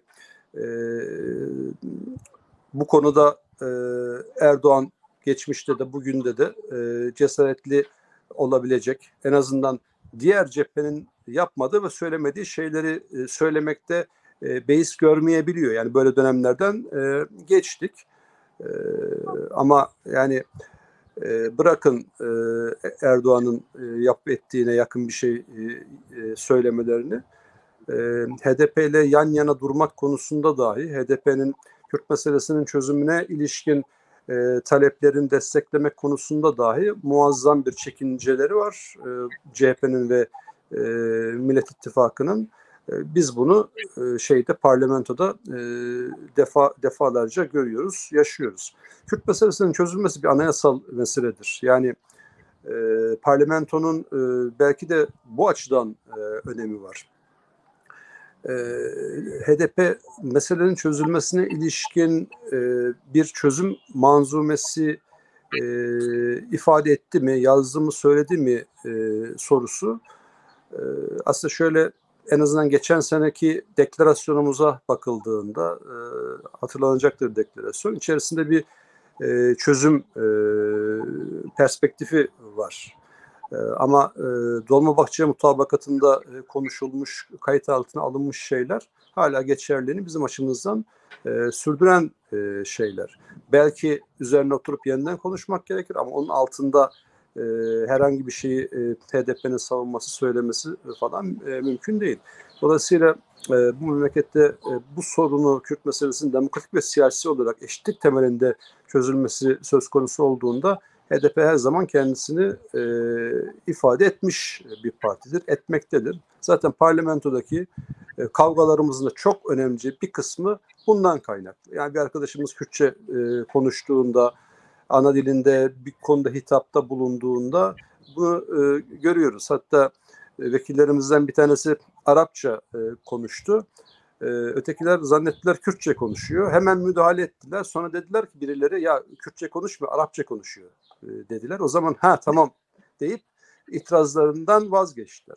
Ben kişisel olarak Altılı Masa'nın Kürt meselesini çözecek potansiyelin halihazırda olmadığını görüyorum. Yani bu böyle. Fakat biz bunu akşamdan sabaha çözümlenecek bir mesele olmaktan ziyade bu konudaki mücadeleyi daha da fazla yoğunlaştırabileceğimiz bir toplumsal vasatı da oluşturmaya çalışıyoruz. Yani iktidarın değişmesinin önemi biraz da burada. En azından bazı ne derler buna, yol temizliği mi derler ya da ortamı daha uygun hale getirmek mi derler? Yani bu kadar propagandadan binlerce insanımız cezaevinde. Yani fikrini ifade ettiğinden dolayı propaganda diye bir suç icat edildi. Biliyorsunuz insanlar cezaevinde. Yani cebinden tırnak çakısı çıkmamış insanlar örgüt üyeliğinden yıllarca ceza almış durumda. Yani bu konuda özellikle bir hasta tutsaklardan başlayarak cezaevlerinin boşaltılmaya başlanması, İmralı tecritinin, ağırlaştırılmış tecritin ortadan kaldırılması, giderek kamusal alanda ana dilde eğitim tartışmalarının yapılmaya başlaması gibi çok önemli şeyler var, adımlar var. Bunlar adım adım şekillenecek şeyler. Gördük ki AKP ve MHP'nin inkarcı tutumu bunların hiçbir tanesinin az ya da çok oluşabilmesini imkansız kılıyor. Dolayısıyla bu tür güven artırıcı adımlar için mücadele edeceğiz. Bunlardan da iktidara aday olan muhalefet ekibinin altılığının şu anda uzak olduğunu ne yazık ki yakından görüyoruz. Ancak bu bir mücadele dönemi ve bu mücadeleyi vermeye elbette bir şekilde devam edeceğiz. Bir de yani parlamento konuşurken bence şöyle bakmak lazım. Yani parlamento kendinde demokrat ya da demokrasinin olmadığı bir kurum olmuyor hiçbir zaman. Yani şimdi parlamentonun sizin ifadenizle halkların temsil edileceği bir yer haline geliyor olması bir defa komünlerin yani belediyelerin böyle olmasıyla ilişkili. Yani belediyede, yerel yönetimlerde diktatör ama parlamentoda demokrat bir iktidar olmaz. Şimdi bunlar hem orada işte kayyum siyasetiyle yerelde gasp ettikleri belediyelerimiz hatırlanacak. Hem orada bir siyaset sürdürüyorlar. Onun devamını da parlamentoda sürdürüyorlar. Yani kamusal alanın bir bütün olarak sadece parlamentodan bahsetmiyorum. Kamusal alanın bir bütün olarak demokratikleşmesini sağlayacak bir zemine ihtiyaç var. HDP emin olun ki yani burada birilerinin konsolide olmuş güçlerine güvenerek ya da dayanarak bir siyasi hat takip etmiyor. Yani biz onlara güvenerek, altılı masaya güvenerek bir şey dün yapmadık, bugün de yapmayız, yarın da yapmayız. Bizim güvendiğimiz tek bir şey var, kendi halk gücümüz, kendi öz gücümüz. Bununla dün ne yapıyorsak buraya kadar yaptık, buradan ileriye de bu güçle devam edeceğiz. Şöyle bakılmamalı diye düşünüyorum. Yani hani altılı işte bunlar iktidar olacaklar. Kerametleri kendinden menkul. Başka kesimlere dayanmadan ezilenleriyle bir tartışma, horlananlarla dışlananları görmeden, onlarla bir tartışma yürütmeden kendi başlarına iktidarlarını sürdürecekler. Böyle bir şey yok. Yani bu birçok faktörün iç içe geçtiği çoklu bir etkileşim dönemi olacak. Yani bunu şuradan biçebiliriz. Hani hep deriz ya, bir parti Kürt sorununda çözücü olmazsa son tahlilde kendisi çözülür. İşte AKP'de bunu duyuyoruz. Daha önce Çillerlerde gördük. Ondan öncekilerde gördük. Şimdi burada da böyle bir durum var. Yani HDP'nin taşımış olduğu potansiyel, mücadele dinamiği, mücadele gücü, tecrübe bu siyasetlerin kendi başlarına siyaset sürdürmelerini engelleyecek bir potansiyele sahip. Yani şöyle olmayacak. Bu iktidar değiştiğinde de bu yeni gelenler şunu bilecekler. Bu konuda çözücü olmazsanız tarih çok kısa süre içerisinde sizi de kendi çöp tenekesine gönderecek. Bunu görecekler. Biz bunun parlamentoda ve parlamento dışında dillendiricisi olacağız. Bu çözümün son analizde mutlaka parlamentodan geçmesi, yasal hüviyete kavuşmuş olması, yani bir ağanın tırnak içinde marabasına verdiği bir ödül değil, yani toplumsal ve siyasal olarak sağlam payandalara oturtulmuş, artık yapısal olarak bu ülkenin değiştirmesinin mümkün olmayacağı bir kabul haline dönüşmesi gerekir. Ana dil meselesi de böyle, Kürt meselesinin bütün diğer çözümüne dönük bütün talepler bütünümüzde böyle. Bu sebeple bu mesele son tahlilde bir demokratik ve halkçı anayasa meselesine tekabül edecek. Ben bu konuda umutluyum. Yani zaten HDP'nin taşımış olduğu potansiyel, ya büyük olasılıkla HDP ile girsek de girmesek de bir anayasa değişikliği, yani 360 asgari 360, ancak HDP'nin oraya taşımış olduğu temsilcilerimiz de söz konusu olacak. Bu da HDP'nin, tırnak içinde söylüyorum, pazarlık gücünü, tartışmalardaki gücünü çok daha fazla artıracak bir faktör olacak diye düşünüyorum. Yoksa kendi başına bu altılının bu konuda ya Kürtlerin çok hakkını hukukunu çiğnedik kardeşim, bak bundan sonra başka bir şey yapalım diyecekleri yok. Böyle bir evrenleri yok. Aslında böyle bir potansiyelleri de yok. Hepsinin geleneklerine bakacak olursak, nereden geldiklerine, bu konuda neler eylediklerine, ne söylediklerine bakacak olursak bunu çok açık biçimde görebiliriz diye düşünüyorum. Evet, teşekkür ederiz. Mehmet, Rıdvan Bey'i... Şey söyleyeyim mi? Evet. Biraz dinlensin Rıdvan Bey. Şimdi evet, onu söyleyeceğim. Oldukça gerçekçi konuştu Rıdvan Bey ve özeti şudur: sadece birilerinin HDP'yi muhatap kabul etmesi Kürt meselesinin otomatikman çözüleceği anlamına gelmiyor. Dediği gibi başka dinamikler var. Biz bunlara parti olarak burada soru soran arkadaşlarımız da var. Bizim de siyasetimizi merak edenler. Tabii ki biz bu konuda bir Kürt tarafıyla Türkiye Cumhuriyeti Devleti arasındaki bir mesele olarak görüyoruz. Yani bu işin parlamento zemininde görüleceği kısım vardır. Doğrudur. Ve bu oldukça cüzi bir kısımdır ama esas mesele, Kürt meselesinin çözümündeki esas mesele Kürtler ile, bu Kürtler dediğim zaman da ben bir yelpaze olarak düşünüyorum. Yani Kürt siyaseti ile Türkiye Cumhuriyeti Devleti arasındaki görüşmelerle ancak çözülebilecek bir hadisedir. Ve yine geçmişte de söylediğimiz gibi bu sadece iki kuvvetin değil, uluslararası boyutu vardır. Bu uluslararası boyutta da bir müdahale, ya da bir müdahale derken yani o platformda konuşulması gereken bir hadisedir.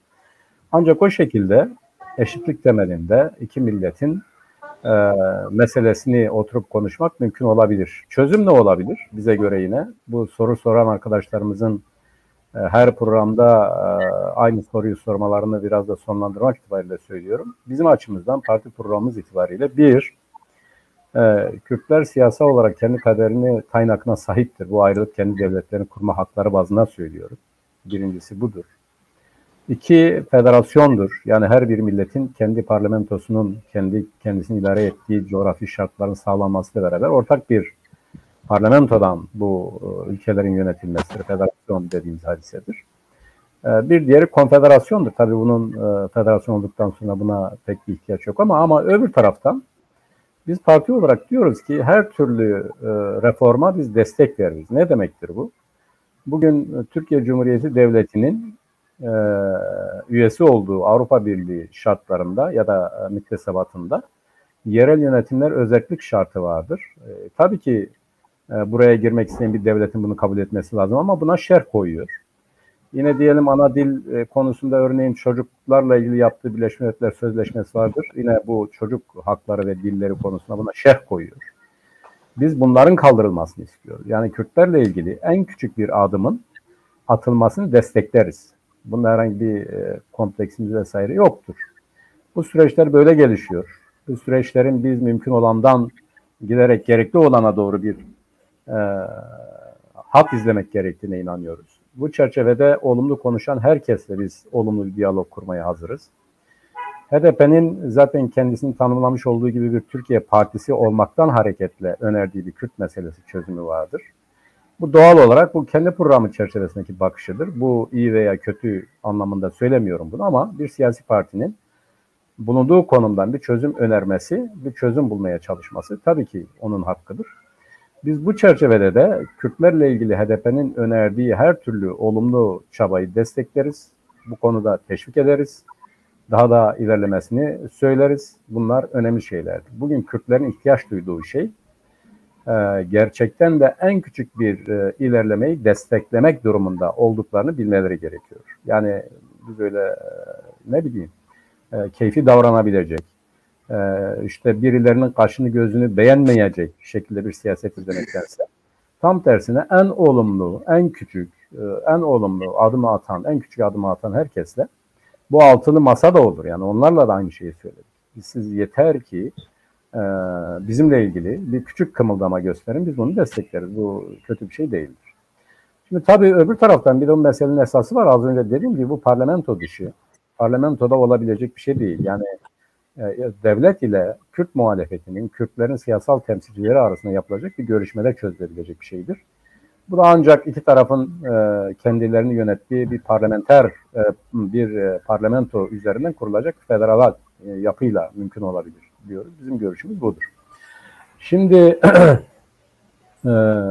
bunun dışında benim söylemek istediğim, Nurullah abi eklemek istediğim şu.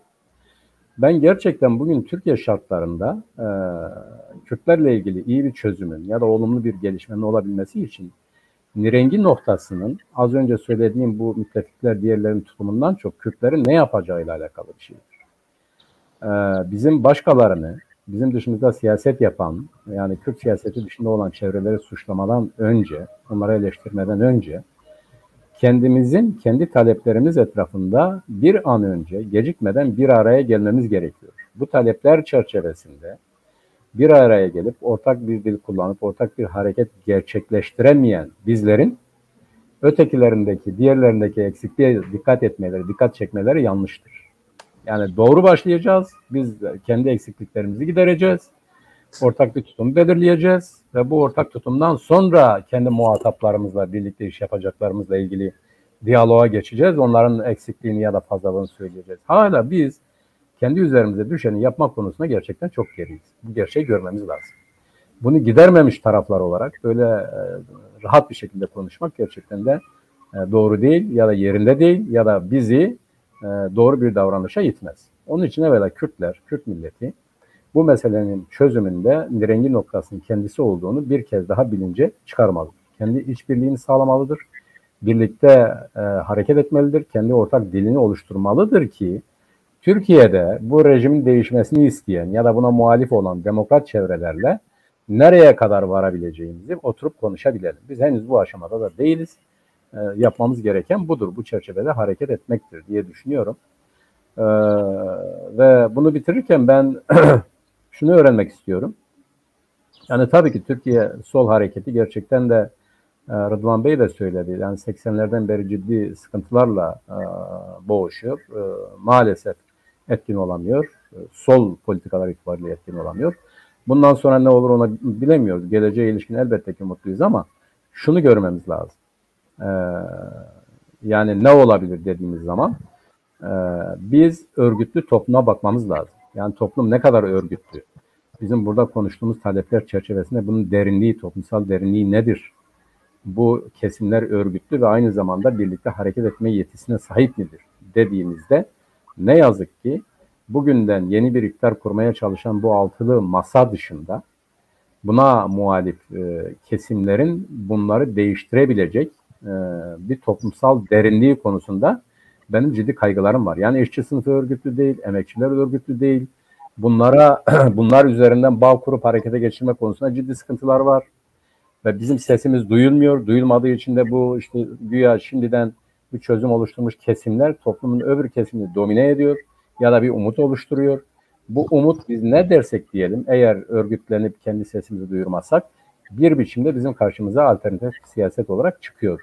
Bizim bu eksikleri, kendi eksikliklerimizi, kendi naksalarımızı giderirsek ancak ciddi bir ilerleme sağlayabiliriz. Bu konuda da ciddi problemlerimiz olduğunu görmemiz lazım. Görmezsek, buna işaret etmezsek iyi yerlere gelemeyiz. Bu şartlar içerisinde ben çok ciddi bir, eğer böyle devam ederse, yani ciddi bir müdahale olmazsa, hani diyorlar ya böyle umutlu olmaya gerek yoktur. Bir iki sene biraz bizi diyelim üzerimizden sopayı eksik etmeyenlerin eli biraz daha yavaş iner kalkar ama ondan sonra aynı şekilde aynı şiddetle Türkiye Cumhuriyeti Devleti'nin temel mantalitesi çerçevesinde kendisine muhalif olan bütün odakların bastırılması için ne gerekirse yaparlar. Yani bunu görmemiz lazım. Buna göre örgütlenmemiz, hazırlamamız lazım. Aynı zamanda bugün Kürtlerin de bana göre lüks davranmaya değil, yani gerçekten en küçük bir olumlu ışığa ihtiyaçları vardır. Bunu önemsemeleri, bununla birlikte harekete geçmeleri için çok genişten başlamak üzere iyi bir ittifak, iyi bir birlikte hareket zemini oluşturmaları. Ama dediğim gibi az önce de kendileri eğer ciddi bir örgütlenme gerçekleştirirlerse bu olur. Bu olmazsa onu da harekete geçirmek de çok zordur. Bundan söyleyeceklerim bunlara. Teşekkür ederim. Tabii yani Mehmet burada yani ben HDP'nin tutum bölgesinde de CHP'nin tutum bölgesinde de ikisine de baktım. Yani ikisinde de Kürt sorunu deniyor. Yani, ama şimdi tabii ki bunlar parlamenter mücadele içerisinde Kürtlerin hangi sorunlarının parlamentoda çözüleceği açık açık topluma anlatılmıyor. Yani burada bence bir problem var. Yani siz Kürtlerin hangi problemini parlamentoda çözeceksiniz? Kürt sorunu diyorsunuz, tamam anladık. Ama Kürt sorunu demekle bu şey, benim söylediğim şeyler aynı değil. Yani hangi problemler parlamentoda anayasal güvenceye kavuşturulmak için mücadele edilecek? Bunun açıklanması, açık savunması, açık mekanlarda savunulması, mitinglerde, televizyonlarda savunulması ve bu konuda toplumsal destek alarak parlamentoya gelindiği zaman bu mesele çözülebilir. Yani biz Türk solunun tavrını biliyoruz. Yani Kürt meselesine yaklaşımını biliyoruz. Ama biz biliyoruz ki bu barışçıl mücadelede, yani Kürt meselesinin şiddet içermeden barışçıl bir şekilde çözülebilmesi için Türk sağının da rızasına ihtiyaç var. Biz Türk sağında da burada konuk ettiğimizde aynı şeyleri söylüyoruz. Diyoruz ki siz Kürt sorunu diyorsunuz, tamam. Deva Partisi, Gelecek Partisi, Saadet Partisi, AKP. Tamam. Peki siz parlamentoda Kürtlerin hangi sorunlarını anayasal güvenceye kavuşturacaksınız? Bunu kendi kitlenize anlatmadan, anlatıp da destek almadan parlamentoya gelirseniz, yani işte bir şey partisi MHP çıktı, AKP'yi yoldan çıkardı. Yani İyi Parti de altılı bloku aynı şekilde yoldan çıkarabilir. Ama toplumsal destek alır gelirseniz bu iş biraz daha zorlaşır. Çünkü topluma verdiğiniz bir taahhüt haline gelir. Bunun biraz daha anlaşılır olması gerekiyor. Bu yüzden yani artık bir Kürt tarafının oluşması ve bu Kürt tarafının acil Kürt taleplerinin seçim sonrası oluşturulacak parlamentoda hangi şeylerin çözülmesi gerektiğini, acil olarak çözülmesi gerektiğini topluma anlatması ve toplumsal destekle oraya gelmesi gerektiği kanısındayım. Yani bu çok açık, net olmak lazım artık. Böyle kapalı kapılar ardında sorun çözülmesi. Sonra liderler ve partiler araçtırlar. Amaç değildirler. Yani biz araççıları amacın yerine koymamalıyız. Amaçlarımızı öne çıkarmalıyız. Amaçları öne çıkardığım, yani araçlar amaçları öne çıkarmak için vardırlar. Amaçları saklamak için değil. Bu yüzden eğer amaçlarımızı öne çıkarabilirsek biz bu konuda, yani sadece HDP de mesela tutum belgesinde işte şey diyor, Kürt sorunu diyor. Tamam da yani CHP de aynı şeyi söylüyor. Kürt sorunu parlamentoda aynen böyle diyor. Kürt sorunu parlamentoda çözeceğiz. HDP'de bizim muhatabımızdır. Tamam da hangi sorunu? Kürtlerin hangi anayasal haklarını anayasal güvenceye kavuşturacaksınız. Hani sen bunu açıklamıyorsun. Sen seçmeninden bununla ilgili bir destek almıyorsun. Yarın çıkıp nasıl savunacaksın bunu? Kendi içerisinde bir sürü ulusalcılar var. Yani bugün işte yedili masaya gelmeyen 2 tane siyasi parti var. İşte herhalde bu meseleler daha çok gündemde Rıdvan Bey'den anladığımız kadarıyla. Bunlardan kurtulmanın yolu toplumsal desteği alarak geldi. Alıp geldiği zaman ancak bazı şeyleri çözme oldu. Zaten şu anda yani Kürtler de kendi taraflarını oluşturmak, kendi talepleri üzerine kendi taraflarını oluşturmak üzere bir çalışmanın içerisinde de girdiler zaten bu konuda. Rıdvan Bey, yavaş yavaş programın sonuna geliyoruz. Yani bu konuda söyleyeceklerim bir şey varsa toparlayalım. Sonra da sizin biliyorum parlamentoda tarım komisyonundasınız. Onunla ilgili biraz görüşlerinizi alacağım. Şimdi bu Kürt meselesinin çözümüne ilişkin muhalefetin bir şey söylemediği, en azından hangi konularda çözüme destek olacakları ya da önereceklerine ilişkin bir şey söylemedikleri açık. Yani bunu bir kenara bırakalım. Çok daha boyutlu, çok daha global konularda dahi bir tutum belirlemiyor. Yani Altılı'nın ne dediği, sonuçta Kılıçdaroğlu bunu söylüyor olsa da bu Altılı'yı bağlayacak bir yaklaşım değil. Onun içerisinde İYİ Parti başta olmak üzere diğer muhtelif partilerin de yeni dönemde diyelim ki iktidar oldukları süreçte bu inkar, imha ve asimilasyon siyasetini bir biçimde devam ettireceklerini öngörmek için kahin olmaya gerek yok. Dolayısıyla yani bu partiler Kürtlerin hangi derdine derman olacaklarını kendi tabanlarıyla tartışacak da demokratik kutura ne yazık ki sahip değiller. Bunu CHP için de söylüyorum. Yani CHP tabanında tartışılabilecek yerler vardır ama batıya doğru gittikçe bu meseledeki tutum alışlarının parti tabanı açısından söylüyorum İYİ Parti'den çok da farklı olmadığını, hatta yer yer MHP tabanından çok farklı olmadığını hepimiz biliyoruz. O nedenle tek bir sorunla uğraşmıyoruz. Çok boyutlu bir sorunlar almaşığıyla uğraşıyoruz. HDP'de esasen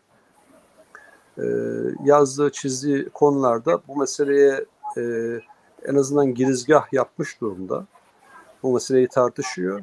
Ama tabii önceki çözüm süreci bir çıpadır. Yani orada söylenen şeyler çözüme ilişkin daha rafine hale gelmiş bir takım vurgular orada var.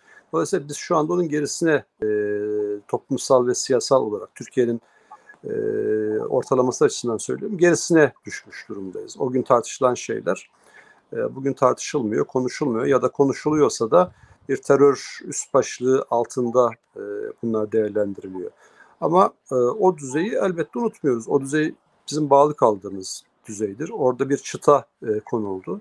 Bundan sonraki yapılacak bütün tartışmalar o çıtanın daha üzerinde seyredecektir. Seyretmek zorundadır. Önümüzdeki günlerde özellikle kongre kararlarıyla birlikte Kürt meselesinin demokratik ve siyasi olarak çözülmesinde kamuoyunda HDP ne anlatmak istiyor'a ilişkin de daha bütünlük metinler üzerinde çalışılıyor şu anda. Bunu böyle ben de bitirmiş, bağlamış olayım. Tarım meselesine gelince yani iktidar her konuda duvara tosladığı gibi bu meselede de duvara tosladı. Tarım ve gıda rejiminden bahsederken konuşulması gereken 3 tane çok kıymetli kavram var. Gıda egemenliği, gıda güvenliği ve gıda güvencesi. Bu üçü olmadan bağımsız bir tarım politikasından bahsetmek falan mümkün değil. Gıda egemenliği ne ekeceğine, nasıl ekeceğine, hangi girdiği kullanacağına üreticinin kendisinin karar vermesidir. Ama şu anda kendi karar vermiyor. Uluslararası tekeller buna karar veriyor. Gıda güvencesi çok geniş tarım alanlarının üretimden uzaklaşması sebebiyle zaten bir kenarda çiftçi yaşı olmuş 55, tarım alanları azalma eğiliminde, girdi fiyatları yüksek. Dolayısıyla gıda güvencesinden de artık, yani kendi kendine yeterlilikten de artık bahsedemiyoruz. Gıda güvenliği denildiğinde tarımda çok yaygın olarak kullanılan pestisitler, kimyasallar, zehirler, şunlar bunlar dediğimiz şeyin insan sağlığına yararlı değil, zararlı olması sonucunu doğuruyor. Dolayısıyla bu üç başlık altında, ki bunların tekabül ettiği toplumsal zeminde, siyasal zeminde bir programa ihtiyaç var. Demokratik ve halkçı bir programa ihtiyaç var. Esasen küçük ölçekli tarımı kalkındıracak, özellikle Kürt meselesinin çözümsüzlüğü sebebiyle yakılan 3000 Kürt köyü sebebiyle Kürt illerinde kırsalın boşalması, tarımdan, bunun içerisine hayvan yetiştiriciliğini de katıyoruz tabii ki. Bunlardan uzaklaşmasıyla beraber olağanüstü bir sorun ortaya çıktı. Mevsimlik tarım işçileri sorunu. Bunların kentlerde ucuz emek gücü haline gelmesi. Aslında tarım diye konuşurken bunların hepsine dönük bir çözüm paketinden bahsediyoruz. Bir tarım programı kaleme aldık. Kamuoyuyla paylaşacağız. Yarın ve öbür gün konferansımızda da paylaşılacak. Ama tarımı konuşmak aslında her şeyi konuşmaktır. Yani Osmanlı'dan Cumhuriyet'e, Cumhuriyet'in başından bugüne kadar toprak rejimini konuşmaktır. Sömürgeci siyaseti konuşmaktır. Kürt sorununu konuşmaktır. Kapitalizmin gelişimini konuşmaktır. Dolayısıyla bir girizgah yapmış olalım şu anda böyle. Mesela sınıf ilişkilerini konuşmaktır. Bir girizgah yapmış olalım ama uygun olursa daha sonra bu meseleyi özel başlıklar altında tek tek konuşalım derim. İyi olur. Yani bir tarımla ilgili bir program yapabiliriz. Tabii bunda daha çok da işte kuzeydeki tarımı daha çok öne çıkarabilen, o potansiyeli tartışabileceğimiz, kuzeydeki tarımın potansiyelini tartışabileceğimiz bir program yapabiliriz. Yani kuzeyde mesela tahıl durumunda neyiz? Buğdayda durumumuz nedir? Mercimekte durumumuz aslında şöyle bir problem var. Evet. Bu yayla yasakları, mera yasakları, güvenlik sebebiyle orman kesimleri gibi şeyler Kürt coğrafyasında tarımı ve hayvancılığı, yani hayvancılık tarımın içerisinde olan bir olgu. Ama anlaşılsın diye, yani dinleyicilerimiz açısından ikisini de söylüyorum. Çok çok olumsuz etkiledi. Yani hayvan sayısında falan inanılmaz azalma var. Ya şöyle enteresan önerileri de geliştiriyoruz. Mesela ana dilde eğitimin önemini gösteren şeylerden bir tanesi de tarım. Yani mesela adı Kürtçe olan pek çok tıbbi bitki, aromatik bitki, kültüre alınmış ya da alınmamış bitkilerin ne olduğunu biz unutuyoruz. Çünkü Kürtçe konuşulmayınca bu bitkilerin ne olduğu da unutuluyor. Bunların bilgisi ağırlıklı olarak Türkçe bilmeyen, Kürtçe konuşan yaşlı annelerde. Onlar biliyorlar en fazla. Mesela bu konuda bir araştırma önerimiz var. Yani programın içerisinde bunu yazdık. Bu ana dil hakkıyla çok yakından ilişkili ama aynı zamanda tarımla çok yakından ilişkili. Bir de bu genetik havuz uluslararası sermaye tarafından gasp edilmeye çalışılan bir genetik havuz. Çünkü çok önemli bir bilgi birikimi var burada. Kadim üretim yöntemlerinden tutun bitkilere kadar ve hayvancılığa kadar. O nedenle bu bile başlı başına çalışılması gereken ve üzerine ciddi literatür oluşturulması gereken bir konu. Evet, mesela şu da var Rıdvan Bey. Diyelim işte GAP projesi gündeme geldi. İşte şimdi GAP'ın suladığı alan var. Orada yetişen pamuk, tahıl, sebze var. Bir de kuyudan su çekerek bu işleri üreten köylü kesim var. Çiftçi kesim var. Şimdi bu ikisine baktığımızda tek birim fiyat açıklanıyor.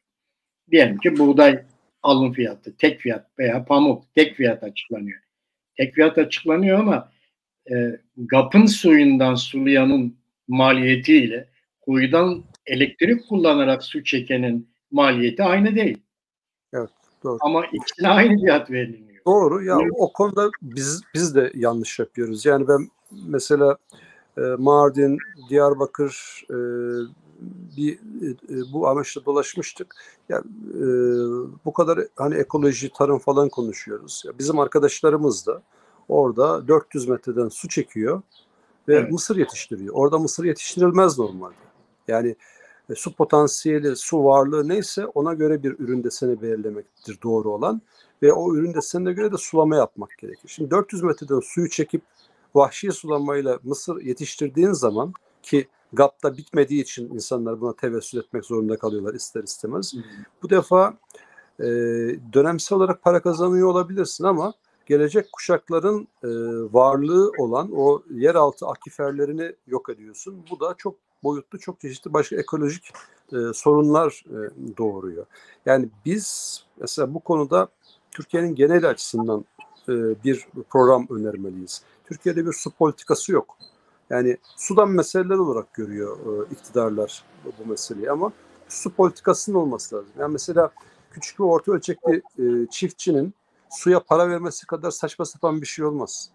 Mesela Kürt coğrafyasında su da oradan çıkıyorken, elektrik de oradan üretiliyorken insanların DEDAŞ zulmü sebebiyle kolluk güçleriyle karşı karşıya kalması kadar saçma sapan bir şey olmaz. Bu tam sömürgecilik budur işte yani. Evet. Bu şeyler, olgular, üretim değerleri oradayken oradaki insanın bundan faydalanamıyor olmasıdır. Mesela o elektrik şirketlerinin falan derhal kamulaştırılması lazım. Derhal kamulaştırılması lazım. Ve çiftçiye suyun ücretsiz verilmesi lazım. Endüstriyel tarımı kastetmiyorum ama küçük ve orta ölçekli, geçimlik üretim yapan topraksız köylü ya da az topraklı köylülerin suya ücretsiz ulaşması lazım. Yani suyun paralı olması denen şey zaten kapitalizmin metalaştırma mantığının bu alandaki, ekoloji alanındaki devamıdır. Bunlara karşı çıkacak bir güçlü bir şey oluşturmak gerekiyor. Mücadele hattı oluşturmak gerekiyor. Tabii GAP'ta bitmedi.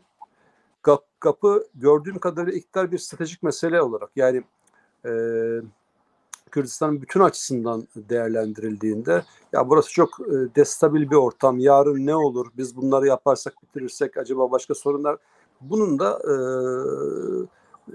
yani düşünce dünyalarında önemli bir yer teşkil ettiğini düşünüyorum. Oysa ki GAP bitmeli ve kamusal bir perspektifle idare edilmeli. Nece olduğu, kimci olduğu, hangi partiye oy verdiği önemsiz. Orada çiftçilik yapan herkese bu su varlığının mutlaka kullandırılması ve ücretsiz olarak kullandırılması lazım. Keza elektrik meselesi de böyle. Bunlar demokratik bir tarım reformunun ancak yapacağı şeyler. Yoksa bunların bu metalaştırma süreciyle altından kalkacağı şeyler değil ya da kalkmaya niyet edecekleri şeyler değil. Hem o var hem de mesela hem GAP projesi tamamla sulama projesi olarak tam bitirilmedi hem de Silvan Barajı henüz bitirilmedi ki hani Silvan Barajı'nın Kuzey Kürdistan'da çok büyük katkısı olacak. Tarımsal potansiyelin arttırılması açısından çok önemli. Bir de miras yoluyla gelen toprakta diyelim ki 30 dönümlük bir parselde en az 30 kişinin hissesi var. Bunların toplulaştırılması gerekiyordu. Bu bir Avrupa Birliği projesi aynı zamanda. Bu çalışmalar başladı bölgede. Diyarbakır'da, Urfa'da daha çok yaygın bu. Yani bir parselde 30 kişinin hissesi var. Bunun toplulaştırılması gerekiyordu. Toplulaştırma projesi adı altında bir şey geliştirmeye başladılar. 2 yıl çalıştılar. 2 yıl sonra geçenlerde iptal etti. Ne oldu? Kimin iptal ettiği? Bu proje tüm Türkiye'de bir biçimiyle yapıldı da bazı problemleri olan bir proje. Yani tamam